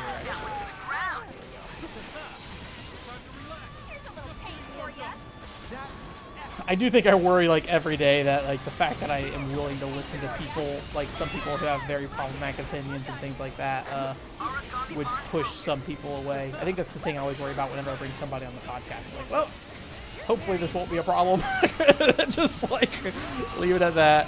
Because I'm very, very, very accepting of pretty much everything. There are some very, very difficult things for me to... There are some things that make me feel uncomfortable. But even those, I'm probably more accepting than most people. Or maybe more sympathetic to how people feel about it. But that's just how I am.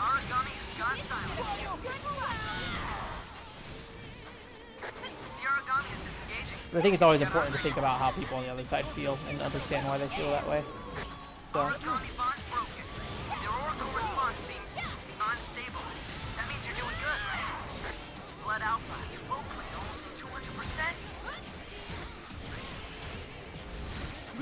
See a lot of I won't get into it. I won't sit there and call out any particular thing that I just like, oh man, sometimes, but sometimes on my Twitter feed I'm like, oh man. That's for the best, Alex. I'm a little worried that I've gotten a little too invested in social media lately. I used to have a rule that was only use Twitter when I was on my phone, never use Twitter on a PC. I probably need to reinstate that rule because I have definitely spent large chunks of days on Twitter. I used to be on 4chan a long time ago, and I used to spend hours and hours a day just going through 4chan, and that's not really a great use of anybody's time. I will say I learn more on Twitter than I do on 4chan, but you know, the mental, you know, how I feel mentally about it, so, you know, is a whole other thing. So it's good. Like at some point I kind of try to make on Twitter is, you know, be communicative with people. Some people are bothered by that, but you know, I think generally that's kind of how you start opening conversations with people a lot of times. It's like, hey, I'm just gonna chat with this person I don't know and like make a comment. And most times, you know, they'll ignore you because they don't know who you are. I did have somebody at one point just say, "Who the fuck are you?" And I was just like, I'm just the guy who talks on the internet. And I thought this thing you posted was kind of interesting. And then I've had a couple of weird situations. You know, this is just kind of the nature of, you know, talking to strangers on the internet, essentially. Like I had somebody where I got in a conversation about something, and they had gotten really upset at me. And, you know, I was just like, I get it. Like, you know, a lot of people assume on the internet you're there to be not a great person towards them. But you know, I was generally respectful. And they kind of told me off at the end about something. I don't remember the conversation, it was years ago. But at the end, you know, like 20 minutes later, they messaged me and was like, "I'm sorry, I shouldn't have been like that. I, like, really reading your messages, you weren't being aggressive at all. But I just assumed you were here to give me a hard time." I'm like, no, it's fine, I get it. So, just be open, be communicative, be respectful, I think is the big thing about Twitter. And I think that's where the problem is, that a lot of people start respectful. You know, and I know people are gonna, people even who think they're just, like, performing justice on the internet, it's important to remember that everybody on Twitter is a human. Well, except for the bots.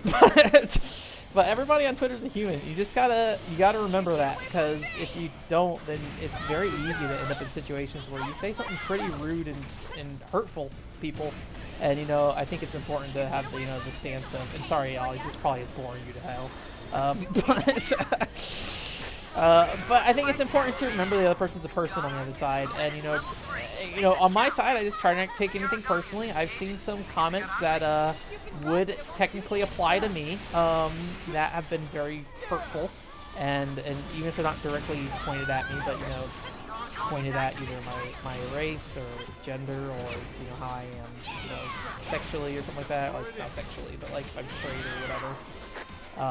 You know, people who were like, "Hey, if you're this kind of person, you're awful." You know, I am an anime avatar man on Twitter, so I get all the anime avatar grief or whatever. But, you know, it's, you know, don't take it too hard, but then also make sure that you realize that, you know, words have weight and stuff. And, you know, I think it's funny. I think it's fine to be goofy on Twitter and joke around and stuff, but it's very important, I think, to keep in mind that Twitter is not only a place for you to talk into the void, it's also a place where everybody can see you talking in the void, and everybody's mixed together, which is kind of a nightmare thing of, like, and probably why there's so much weird, like, aggression on Twitter. It's just like, you're not people split between forums anymore on the internet. You know, you're a bunch of people on the internet all on one platform, all potentially seeing each other, kind of thing. So, you know, it's a tense region. It basically is taking, like, hey, what if we shoved a person from every part of the world into a single room, and there definitely won't be problems. There's definitely be problems from cultural reasons, you know, not only outside the country, but between the country. Like, being somebody in the South is a very different thing than being in the North, you know? So, it's a whole thing, so.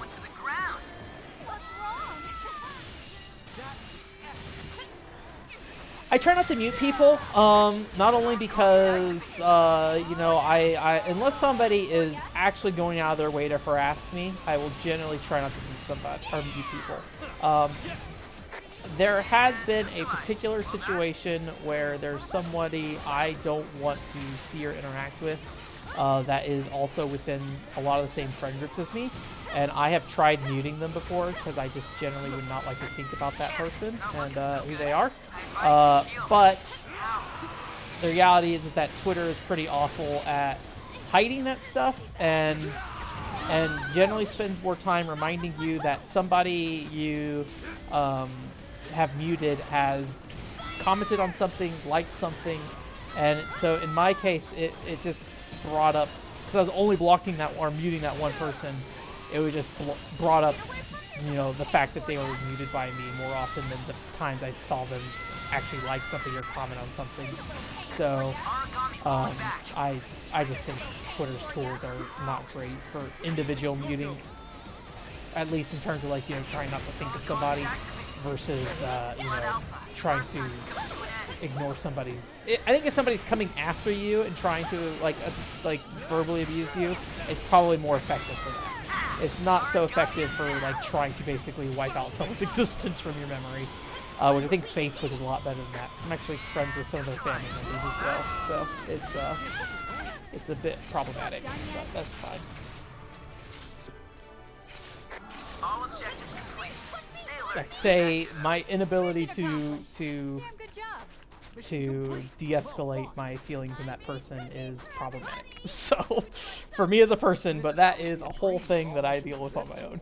That was a nice little break. Ha, if only it were this easy every time, my job would be way more I think there's relaxing. nothing wrong with like muting a thread when it gets out of control. Like at some point you're getting 30 billion notifications because everybody is tweeting at you about this thing, and you get all the retweets, all the likes, you get all the commentary, because like people on Twitter aren't particularly good at removing other people from a conversation. And I struggle with this too. Like sometimes I'll tweet back to somebody who liked something or something, and like the person who is not involved in that conversation at all gets wrapped into it, and it's like, oh shoot, I gotta remove them from the tweet and stuff. It's like, forget. It's easy to do that. And so like, you know, muting the tweet will at least give you that, especially when you're dealing with, you know, thousands and thousands of people or something like that. I think it's good.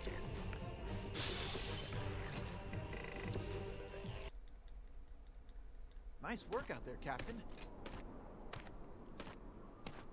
I like the character design of all these original God Eater Resurrection characters. I don't know how you categorize them. There's like God Eater characters, God Eater Resurrection characters, First year too.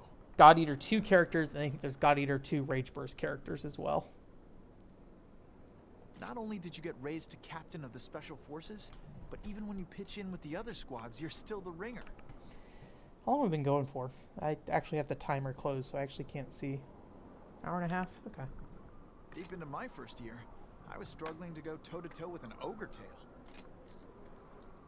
This is my 12th year as a 12 guy. years? How old is this dude? He looks like he's 18. Wow, I am old. How old is this man? I don't like to be that guy. Let's look this up.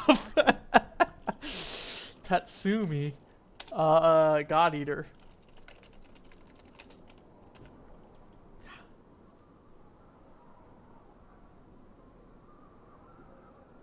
He's 26. How long did he say he was doing this for? 12 years?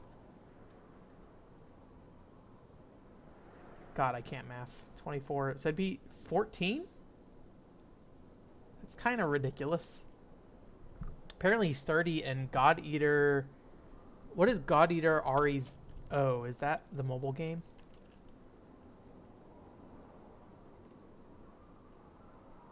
God Eater 2, God Eater Burst. What is God Eater Resident Ops? That's, I'm pretty sure that's the mobile game. I think that got shut down. Yeah. Okay. Oh, Arena was a big part of this, apparently. Interesting. Or a character that looks like Arena.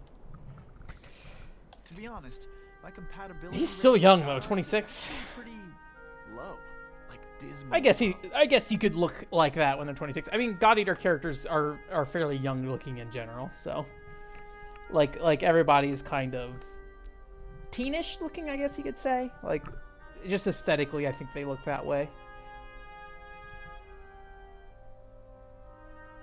It was rough for a while. This giant thing just wouldn't listen to a damn word I said, no matter what I tried. In fact, I think my first instructor actually looked me in the eyes once and told me that I was the worst he'd ever seen. But I wouldn't give up. I practiced at nights and on off days, and I sweated and finally started, actually helping. At the same time, there's Cannon. She's got an incredible, amazing compatibility rating. She's a prodigy.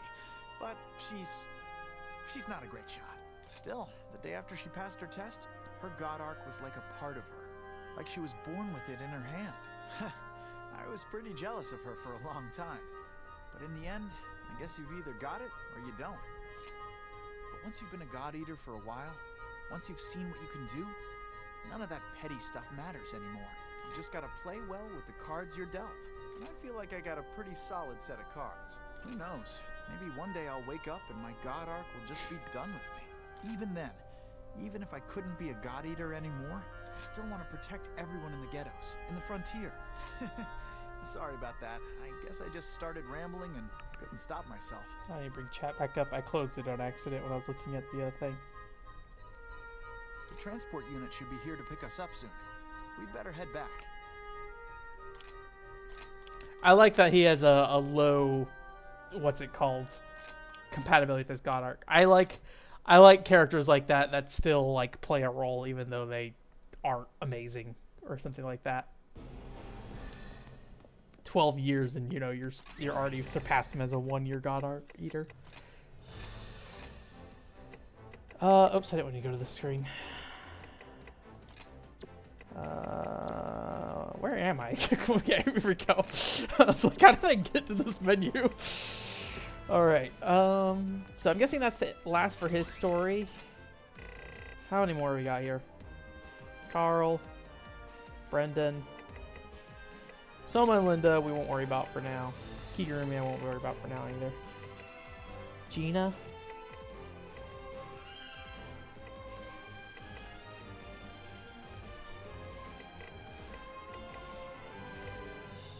Let's do Gina. I like Gina, or liked Gina in the first game.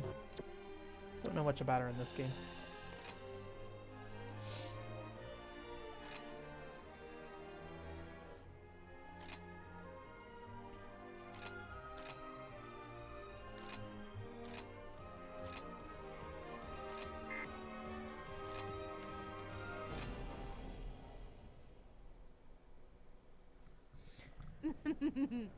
Been waiting long?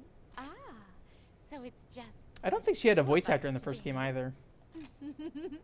I hope we can really get to know one another, Captain. So, shall we be off? Don't know how I feel about this already. Like, it's interesting, like how different a voice actor can portray a character when you start hearing it. But I'm really happy to be the voice in your ear. Everyone ready? I think it's online. Oh, I'm almost at 400%. It is online, right? God Arc is at max level. You've got full control.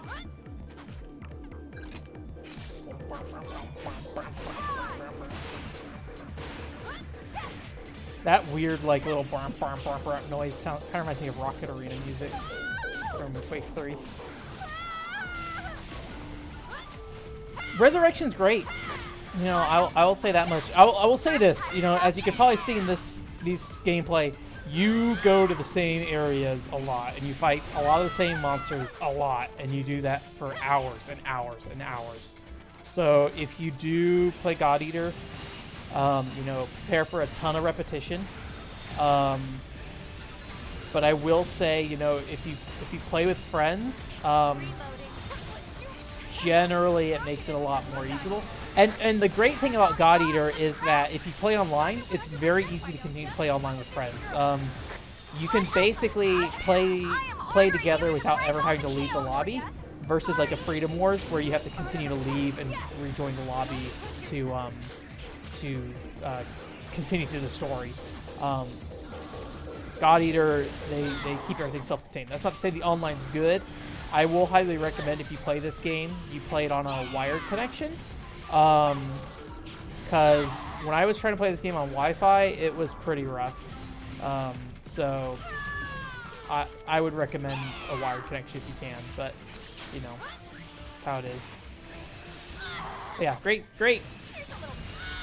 I think God Eater 1 starts off slow. I think both God Eater 1 and God Eater 2 starts off slow from both a gameplay and a story perspective, but it gets really good.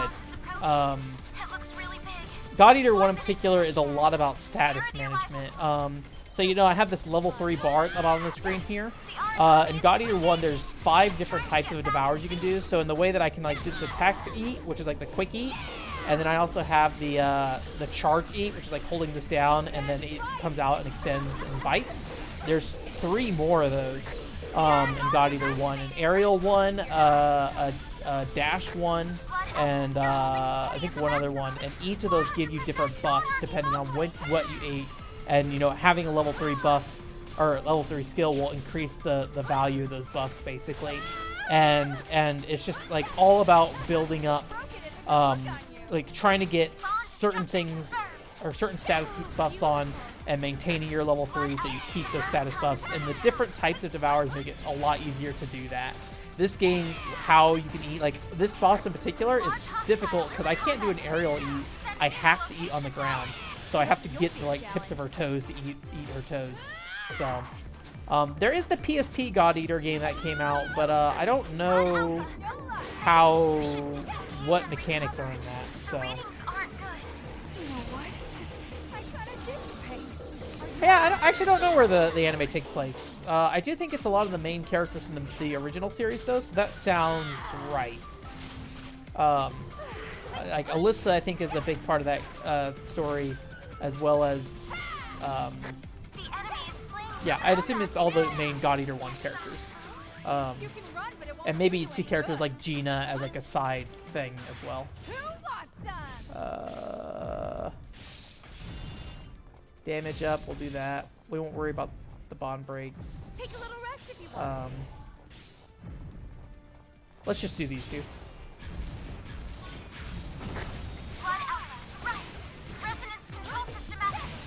Although I'm not doing a ton of damage either, so, well, I'll get there. Oh, I died. Rest in peace. Never mind.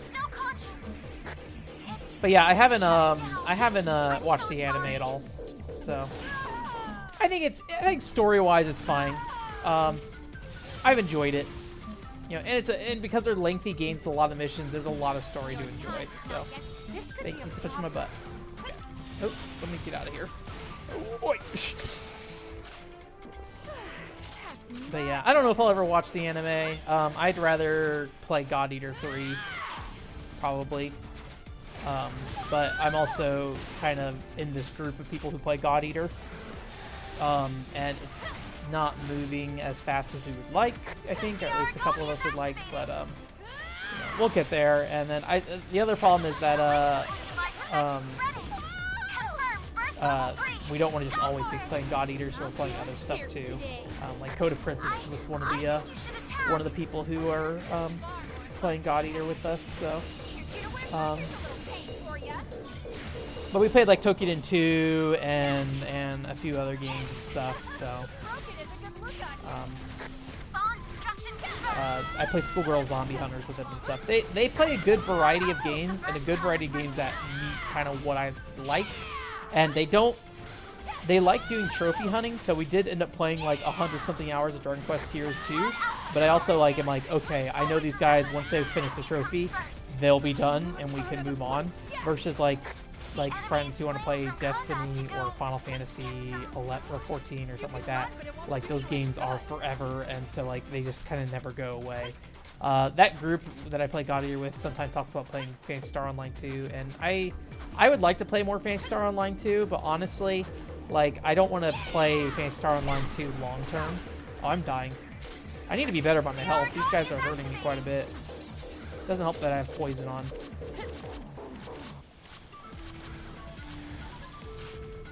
I even have an item to turn that off, so I should use that.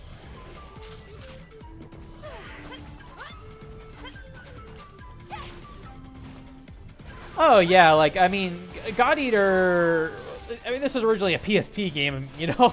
So, you know, it not only a PSP game, but I think God Eater didn't particularly have a great budget. I think God Eater 2 is where things really picked up.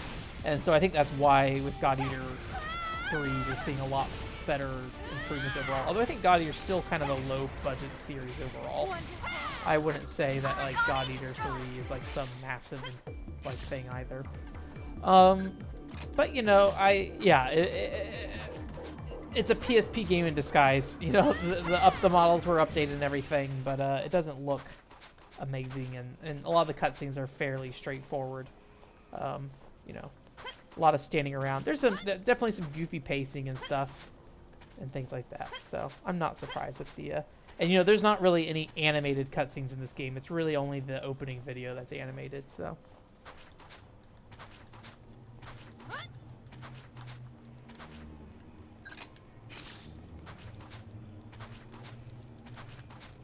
Dash long. Oops. But yeah, I think the anime is probably fine. I've never watched it, but I'd imagine it's probably like decent enough.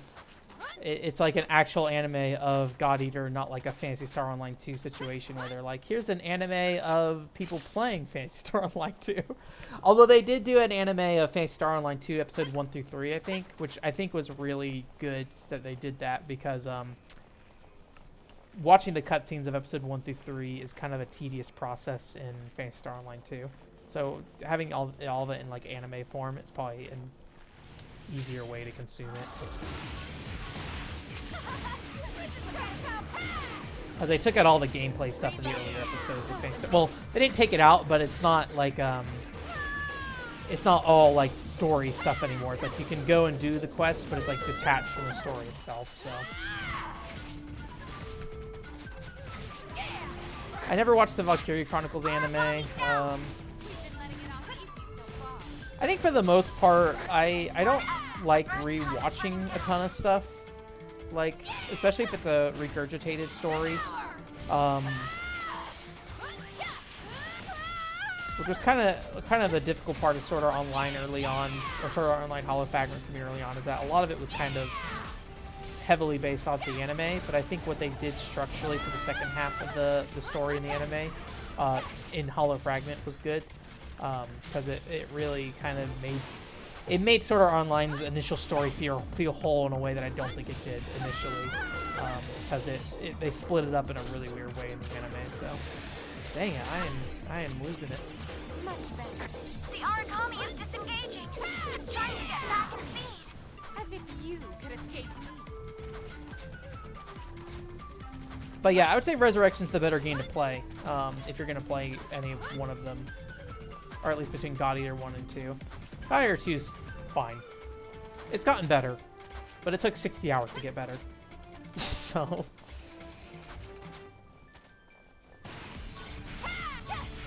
Wish I had a level 3. That'd be nice. 10 minutes have elapsed in this mission. Let's speed this up.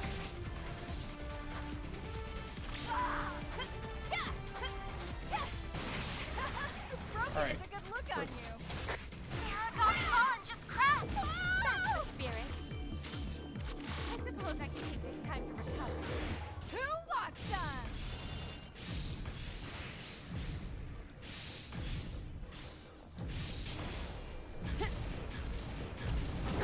Blood Alpha. Resonance control system activated. This is incredible. Let's go. Ow. Restraint frame purged. One last one to get. I'm feeling fierce today. I think you should attack. Blood rage is activated. Purge is confirmed. There's not more to say about this game, really. This is kind of it. The origami is activating. We'll probably... The origami is disengaging. If I finish all the character episodes right now, I probably won't do any more than that. Like, unlock the other character episodes. But I don't know if I'll even do all of them. Blood rage time We've is been almost streaming up. a while, and I think like 2.5 hours is about my limit on streaming usually. I usually get kind of drained after that. We're getting pretty close to that, I think. 2 hours. So, and I still got to record a podcast and edit it and get it ready for tomorrow. So, and also got to cook. So that definitely is something that needs to happen. And get ready for work tomorrow. So we'll see how it goes. Thankfully, we're getting close to the holidays, so you kind of have two ways that work goes from there. You have people who slow down because they're, you know, not as, you know, planning for his biggest stuff because it's the holiday time, and then it also speeds up for some people because they want to get stuff done before the holiday starts. So it's kind of like a double-edged sword there. Much better. Oh, but I'm not done having my fun. Oops. Well, we're gonna throw a stun grenade on accident. Pain for ya. Here's a little pain for ya. Doing pretty bad against this boss, actually. It's taking a while. The origami is activating. Keep your eyes. Die eventually.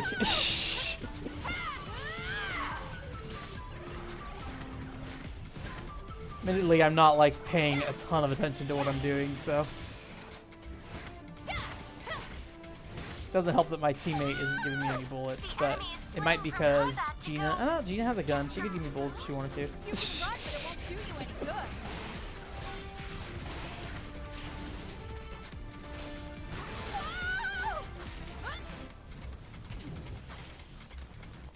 I could get a level 1 burst at least. Get more stamina. Oops. Oops. Blood Alpha, you're in danger. Always remember that your safety comes first. Alright. Just do this. Well, I don't know if I'll get a chance to eat. Hit me before I stun, and I missed. Let's try another stun. Well done. There it is. Oh, I'm almost dead.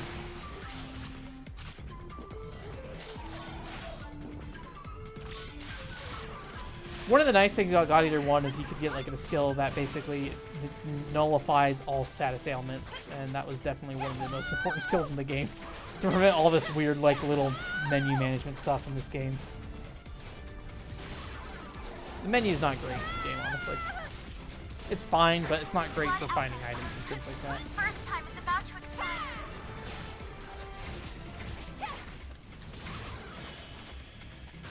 Here goes. The origami is activating.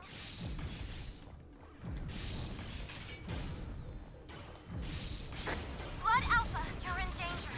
Always remember that your safety comes first. You know what? I got a dicky peg. Blood Alpha, Residence Nope, Control nope, rest in System peace. activated. This mission, you can come on home. Alright. The medical unit We is on did standby if you need it. I assumed I'd say the cereals are my least favorite enemies to fight in this game, probably. I'm Because they're already just kind of looking a pain to forward hit. the next one. Good work. Come on home and take a I nice think I got all the rest. items already. You need a nice rest. Yeah, I think that's it. Sorry, I wasn't watching. I'm out of ammo. Guess we gotta mix it up. Yes, I do. Give this one a try. Give her a level 3 burst. Come on. Give this one a try. Thank you much. Thank you much. Okay. Let's see. Abandon rare up. Time for a touch of maintenance.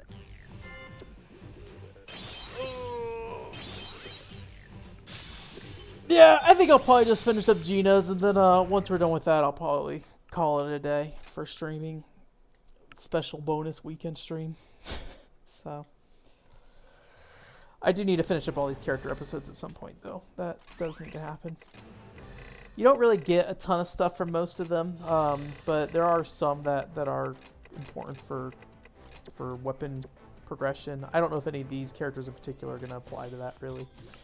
Oops, didn't want to go there. Gina. Episode 2. Hopefully all those don't take that long. Oh, there we go.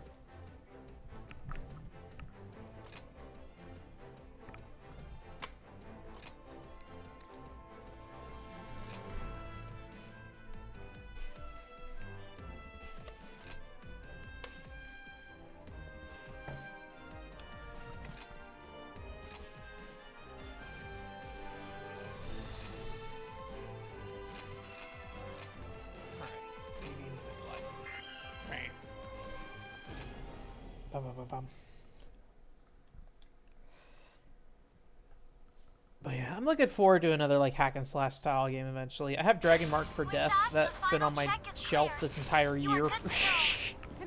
Then Final Fantasy Explorers. I thought about taking Final Fantasy Explorers to Japan, but I ended up deciding on I think it's online. I felt like I didn't want to actually, like, I knew if I came back from Japan after picking up Final Fantasy Explorers, I wasn't planning on playing it, and that's gonna probably be a long-term game. So yeah, I play this with people. I will say that much. The problem with character episodes is you can't play with other people. They are single-player only content, so you know that's the one bad thing about them.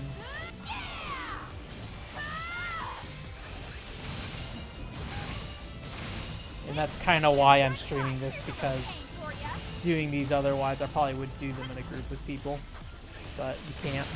So you just gotta do them on your own sometime. I should use my thing. Let me get my burst back up here, and then we'll do it. Pleasure Pursuit. I won't worry about the bond break. Jeez, what are we doing? Resonance control system activated. This is incredible. Let's go. There's another frame purged. Almost. Here's a little pain for ya.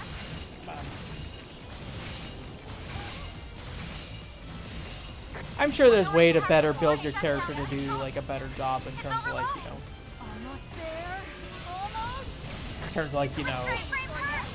One last one to get. Blood rage is activated. I don't know. It's like I probably could make a better setup or something, but you know, the setup I have here, it does take a little while. That and like, I don't like, I'm sure there's ways I could be better utilizing my gun and things like that.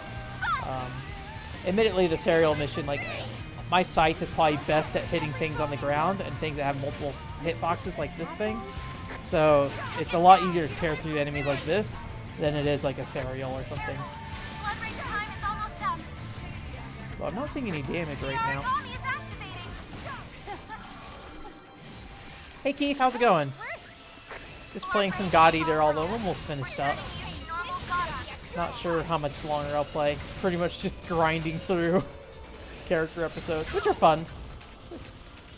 They're a good time, but you know, killing these enemies for the 70th time in the course of an 60 to 80 hour experience I've had with this game is maybe not the funnest thing, but it's how it is.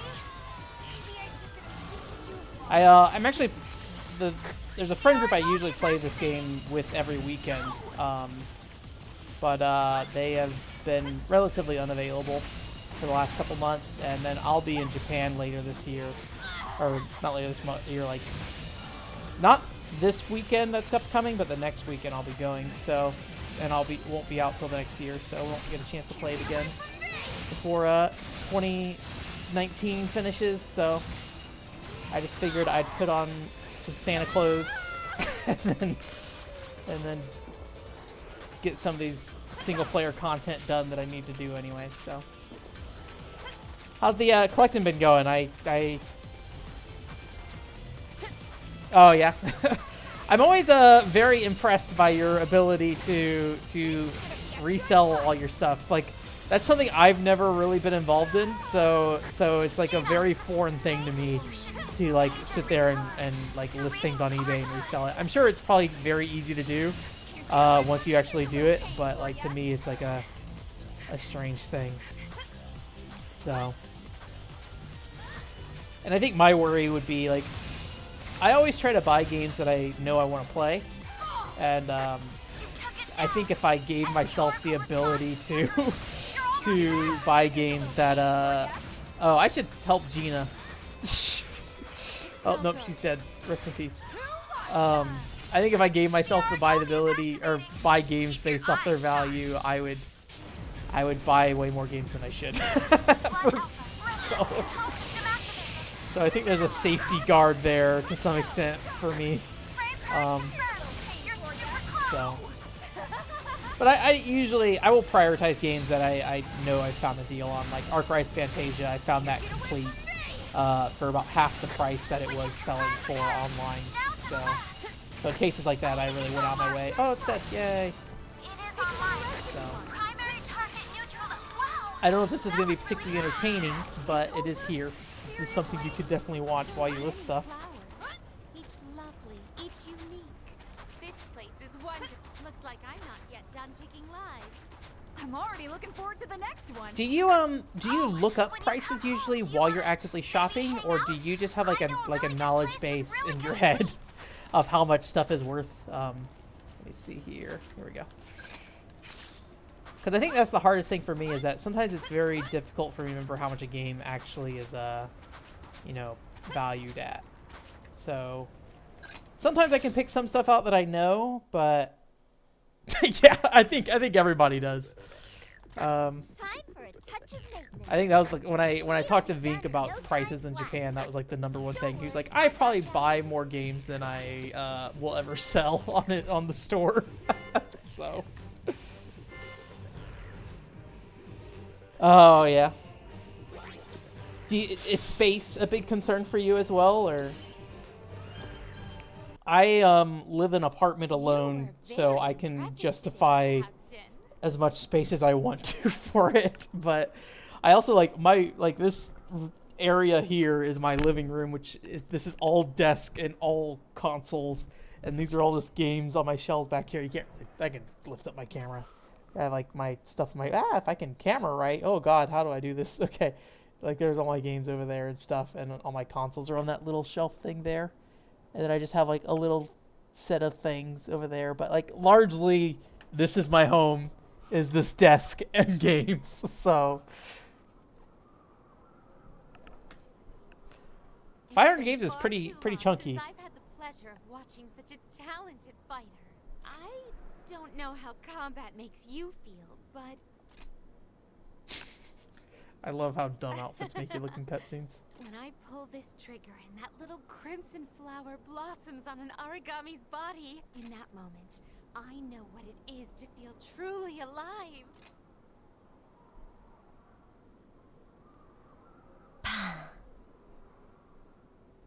Maybe I don't actually like Gina. Captain, may I ask if you ever have that same feeling? Like, I remember liking her in the first game, but... Really? Who would have guessed we would share that? And I was not paying attention to my dialogue choice there. I had a lot of fun today. We should do this again if you're free.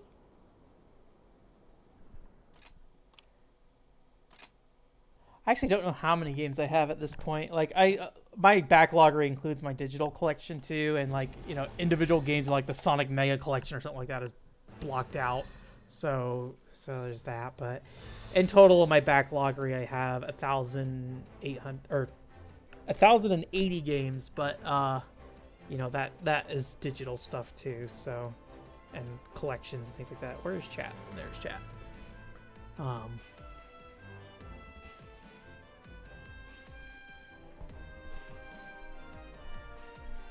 How's the collecting scene down there in general? Is it pretty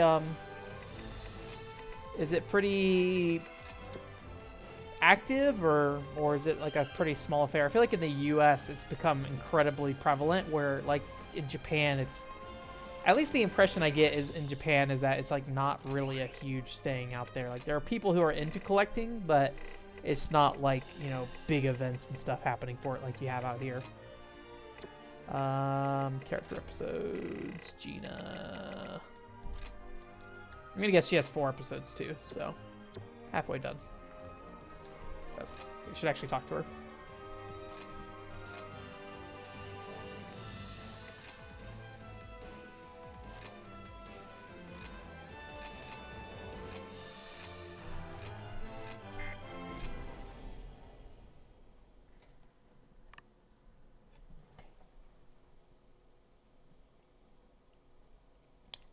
What's RTX? I maybe stumble a little bit, but I'm really Yeah, apparently she does happy sound like voice in your ear. she is definitely a masochist. So It is online, right? God Arc is at max level. You've got full control. I'm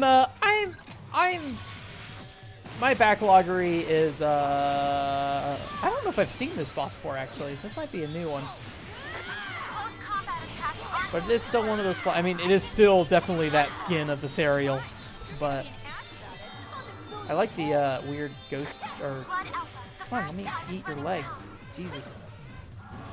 Can I not eat her legs? Huh. Can I even hit her? I can shoot her. Shoot her. I just can't eat her for some reason. The origami bar just I wonder if she's invulnerable to melee attacks? Here's a little pain for ya. Here's a little Yeah, I'm not hitting her. Yeah, I gotta shoot her. Okay. origami down. Well, I don't really have a lot of OP, so... I guess I'll go fight something else and then try to shoot her. The origami is poisoned. A little poison should quiet you down. This is... Excellent.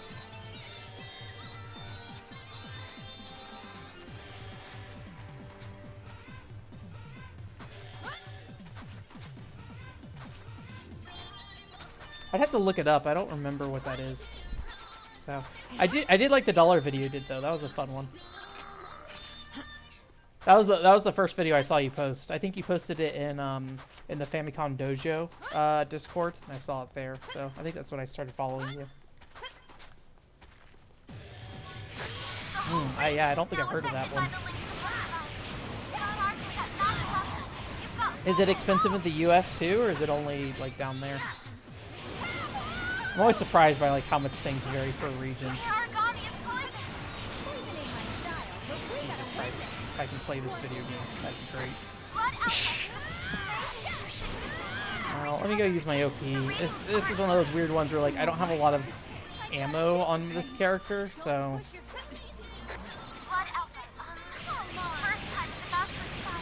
So I really need to be like close to her while I get my OP, or it, whatever that thing is. Cause I get OP from meleeing on this character, so. And there are items that I have that I can recover OP, but.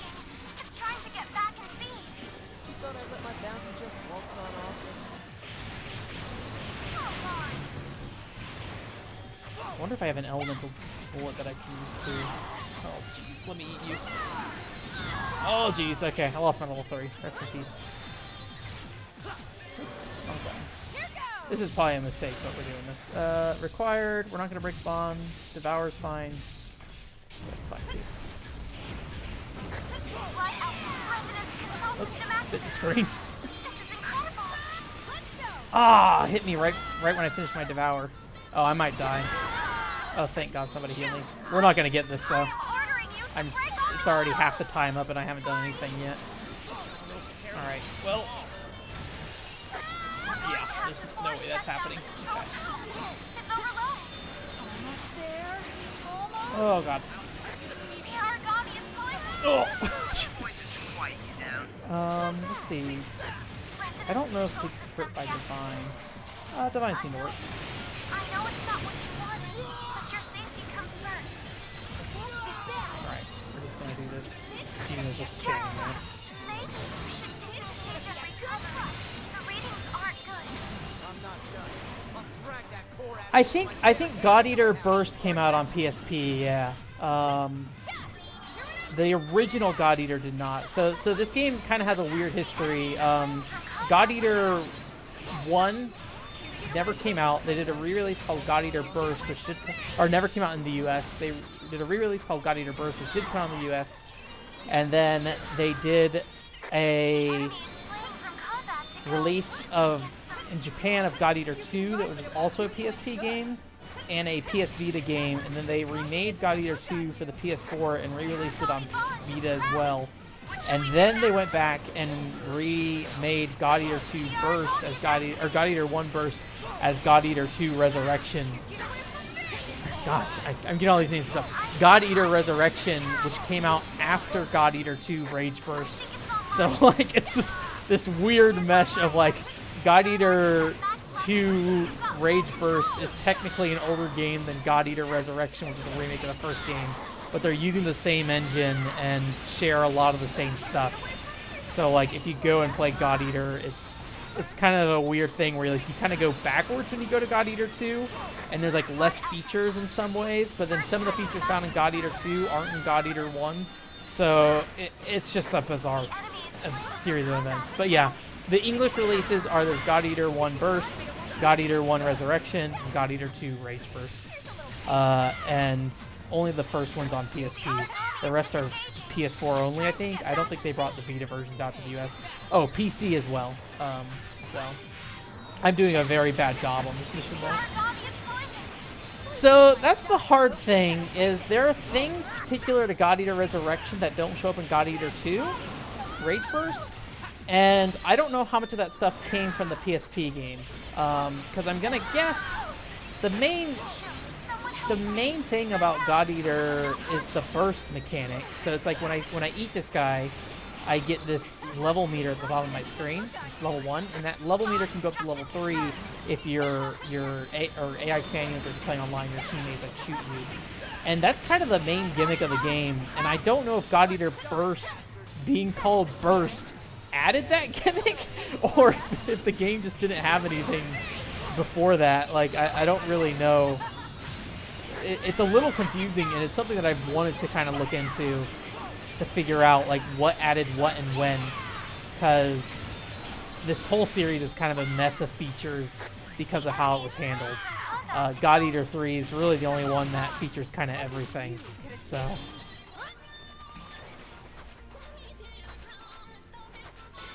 you've been subbed to Keith for 4 years. That's interesting. I sometimes wonder like how much older subs matter, because YouTube seems to not be great at notifying people when stuff comes out.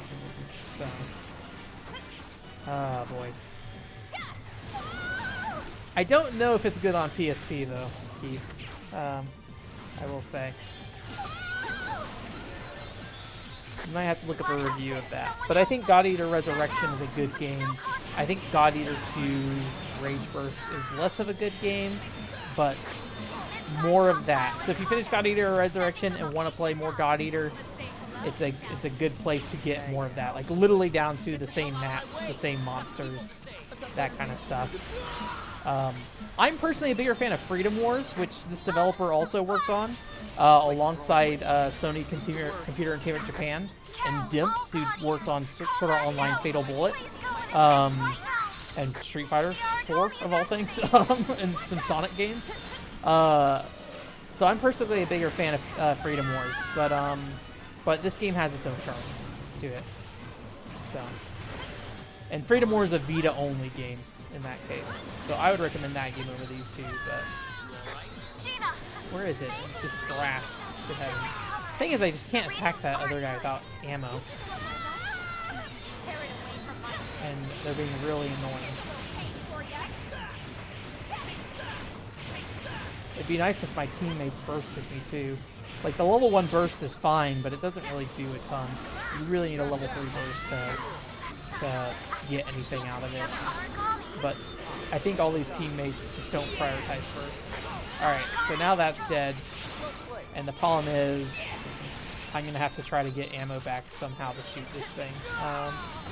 So I think Divine did okay, if I recall correctly. And I think I have some ammo refills, but not many. Yeah. Can I get OP from hitting this dead body? Yes, I can.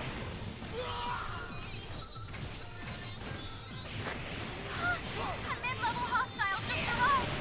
There are the coordinates. Look who's got some guts. The origami is activating. Oh yeah, that's tough. Bond destruction confirmed. At least he doesn't seem to have a lot of HP, so. Alright, that's the last of my ammo recovery.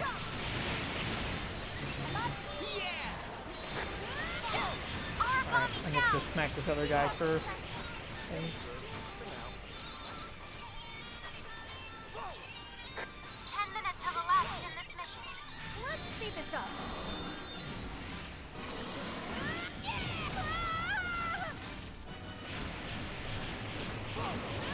Gina has some annoying missions. You're mine.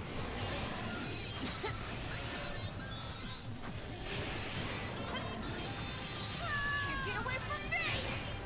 Oh yeah, I like the Halloween one you did for Resident Evil 4. I thought that was a good one. Blood Alpha. But I definitely like your pickups video for me personally. I know you're talking to Alex, but your pickups videos are really. I honestly just put them on at work and listen to them while I'm working. Is what happens. So it's a nice background thing to do. Okay, I got ammo. Oh god. Oh god.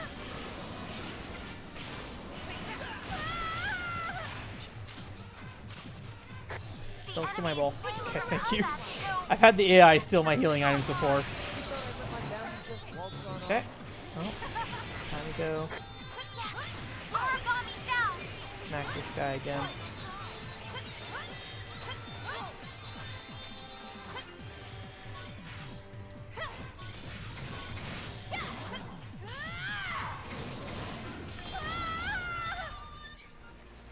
Yeah, I think that's what was really cool about it, Keith, is like it was like this mixed thing.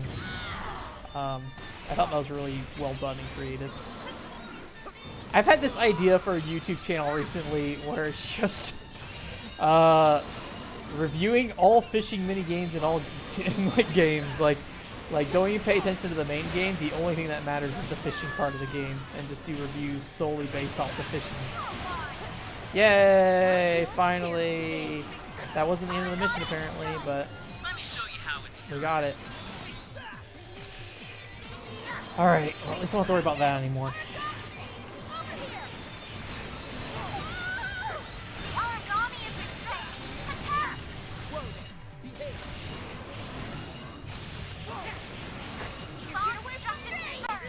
We're doing all right. Let's keep it up. Abaddon. I'm gonna ignore the Abaddon. Oh, the Abaddon's back. It's actually kind of cute. Oh, nice. Both of them count towards this stuff, so if I damage both of them, it seems like it counts towards it.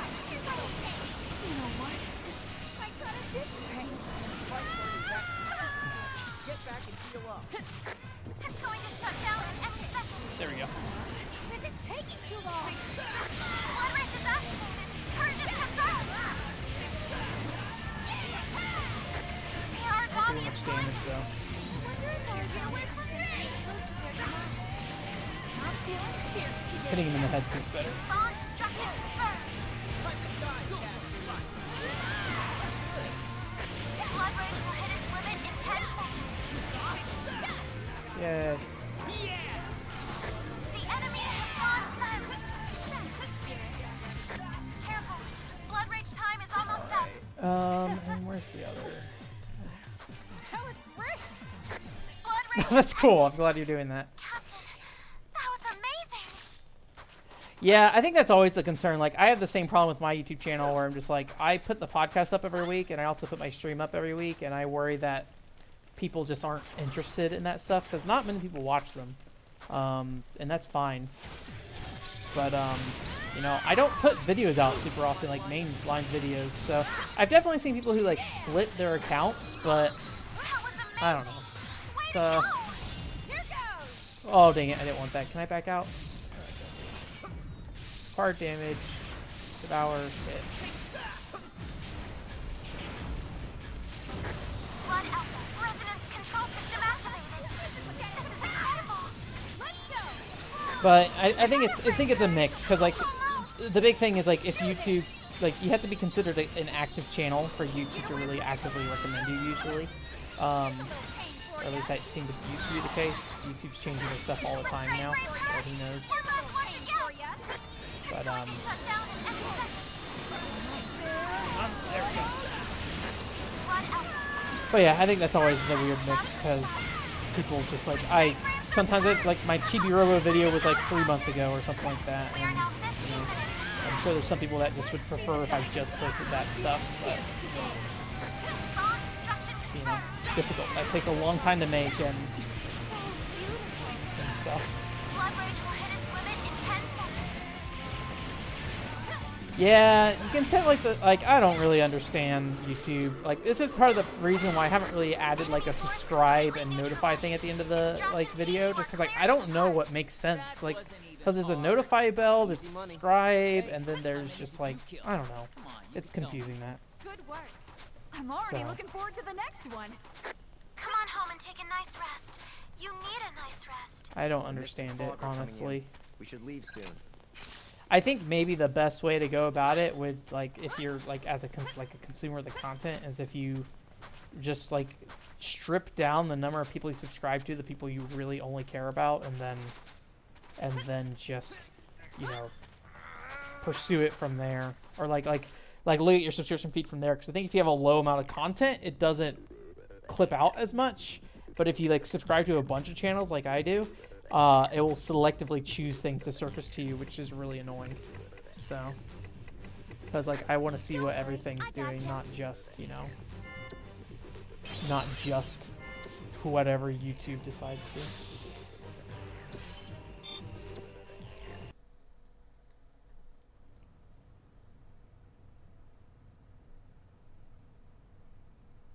It's like tap on the desk. Join you, Captain? You did good work out there today, as usual.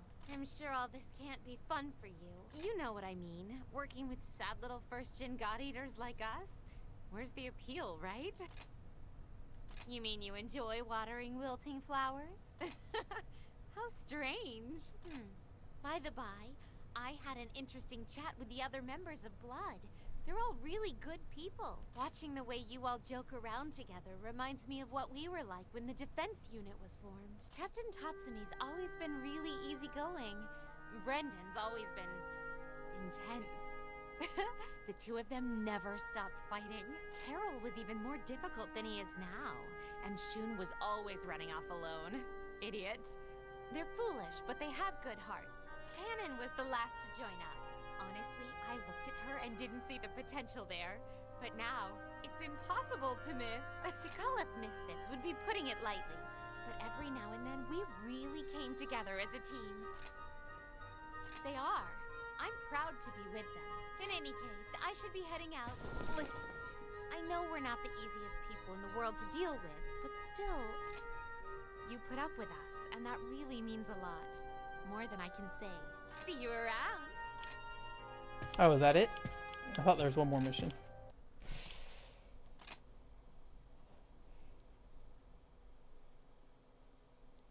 Yeah, it's just YouTube is a mess right now, and you know, I would really like there to be some kind of competitive alternative, but it just doesn't really make a lot of sense. I did see some interesting stories talking about like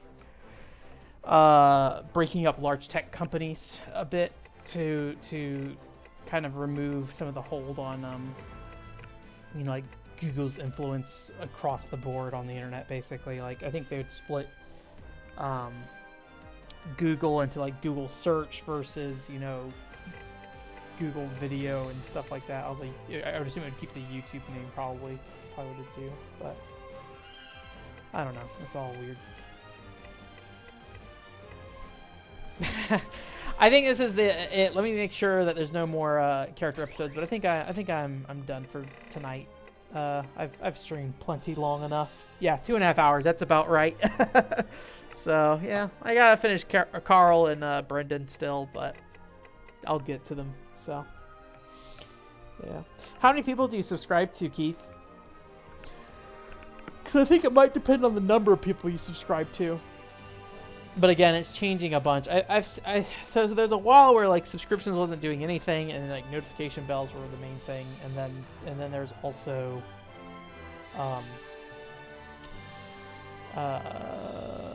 let's see here. Oh, you posted a video an hour ago. I will watch that right after I'm done with this stream.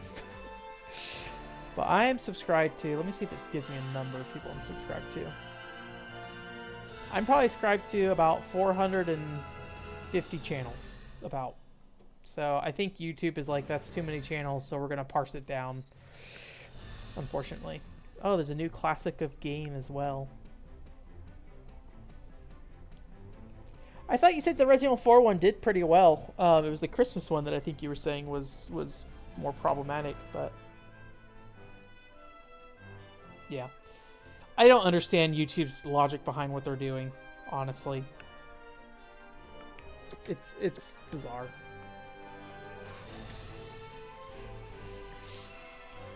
But on the bright side, I think a lot of people are, you know, able to make money off Patreon and stuff now, and YouTube ads are becoming less and less important part of the product. But unfortunately, you're still under the thumb of what YouTube deems, you know, acceptable on their platform. So yeah, I don't know.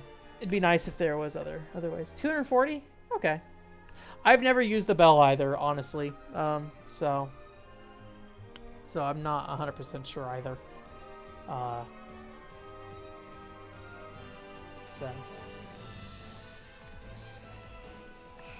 But yeah, I assume you're like me in that you just do it for the fun of it. So I think the thing that I could be more proactive about is just spreading my stuff more in places that it's proper to spread it. I get really nervous about sharing my stuff. I feel it's really inappropriate for me to just come into a community and drop a thing I made and then, you know, potentially be there for a while but then leave. So I really rely on people within that community to share. Like, the Chibi Robo stuff got shared. Other than me purposely pursuing Nintendo life, a lot of the Chibi Robo fan sharing stuff was sorry, not Chibi Robo. Actually, it was pretty proactive with Chibi Robo. The Lost Kingdoms 2 podcast stuff, that was kind of proactively shared by Elena and some people in the Lost Kingdoms 2 speedrunning community and things like that. So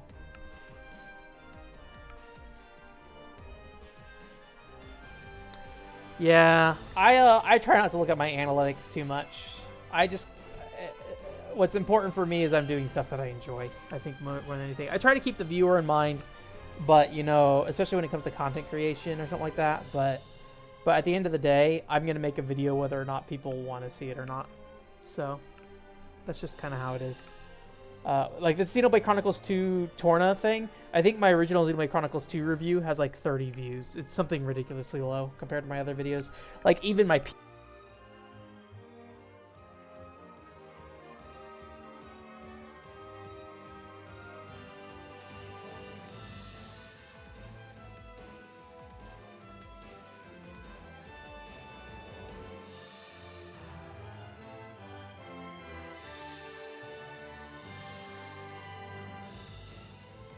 try to make money off of it, but it just doesn't seem to make a lot of sense right now. Although I have heard that, like, you know, opening a Patreon, there isn't anything really like bad about doing that. So if I wanted to, I could leave it there if somebody wanted to give money to me, but I don't know. I don't know how much it would really improve the quality of the content on the website at this point. So might make me feel better about buying a PC Engine CD or something. I think the big thing is just, like, when you make something that's relevant, like, kind of big, like your Resident Evil review kind of thing, you just got to kind of think about, like, oh, where are the Resident Evil communities and things like that. The problem with, like, something like Resident Evil 4 is that it's been reviewed by everybody under the sun, and it's kind of also like, obviously you had your own gimmick that was, like, unique, so that might make it interesting to somebody. But, you know, it's hard. It's hard finding what communities will be responsive. I've gotten a couple of posts kicked off of Reddit communities because they were like, nope, this doesn't fit. Oh. For some reason, it's been doing that lately, and I don't know why. So. Sorry it cut out there. Either way, I'm finished up. Yeah,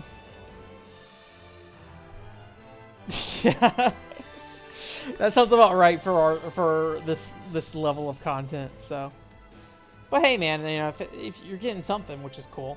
I don't have any way for anyone to give me money right now, so I really should probably do it. So, but yeah, I'm gonna head out for the night. It's 5 p.m. here, and I need to record a podcast still with everything. But thanks for coming. And yeah, gonna play some more Kami Nazo on Thursday. I still don't understand Reddit either. I'm right there alongside you. Gonna play more Kami Nazo on Thursday.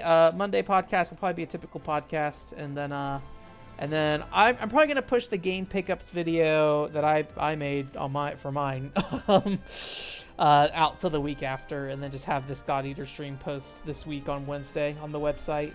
I mean, the stream will be available for anybody at any time, but the actual official post on the website. So, but yeah, I'll do that, and that'll be it. And then I'll be in Japan, and then a bunch of stuff. I'll have a post that goes up that details everything that is going up while I'm in Japan, just so you guys know, because the content schedules can be slightly different for holiday reasons, and also just, you know, it makes more sense. I can't like stream while I'm in Japan. I could, but I'm not going to. So I'm just gonna have pre-recorded stream content go up on Thursdays. So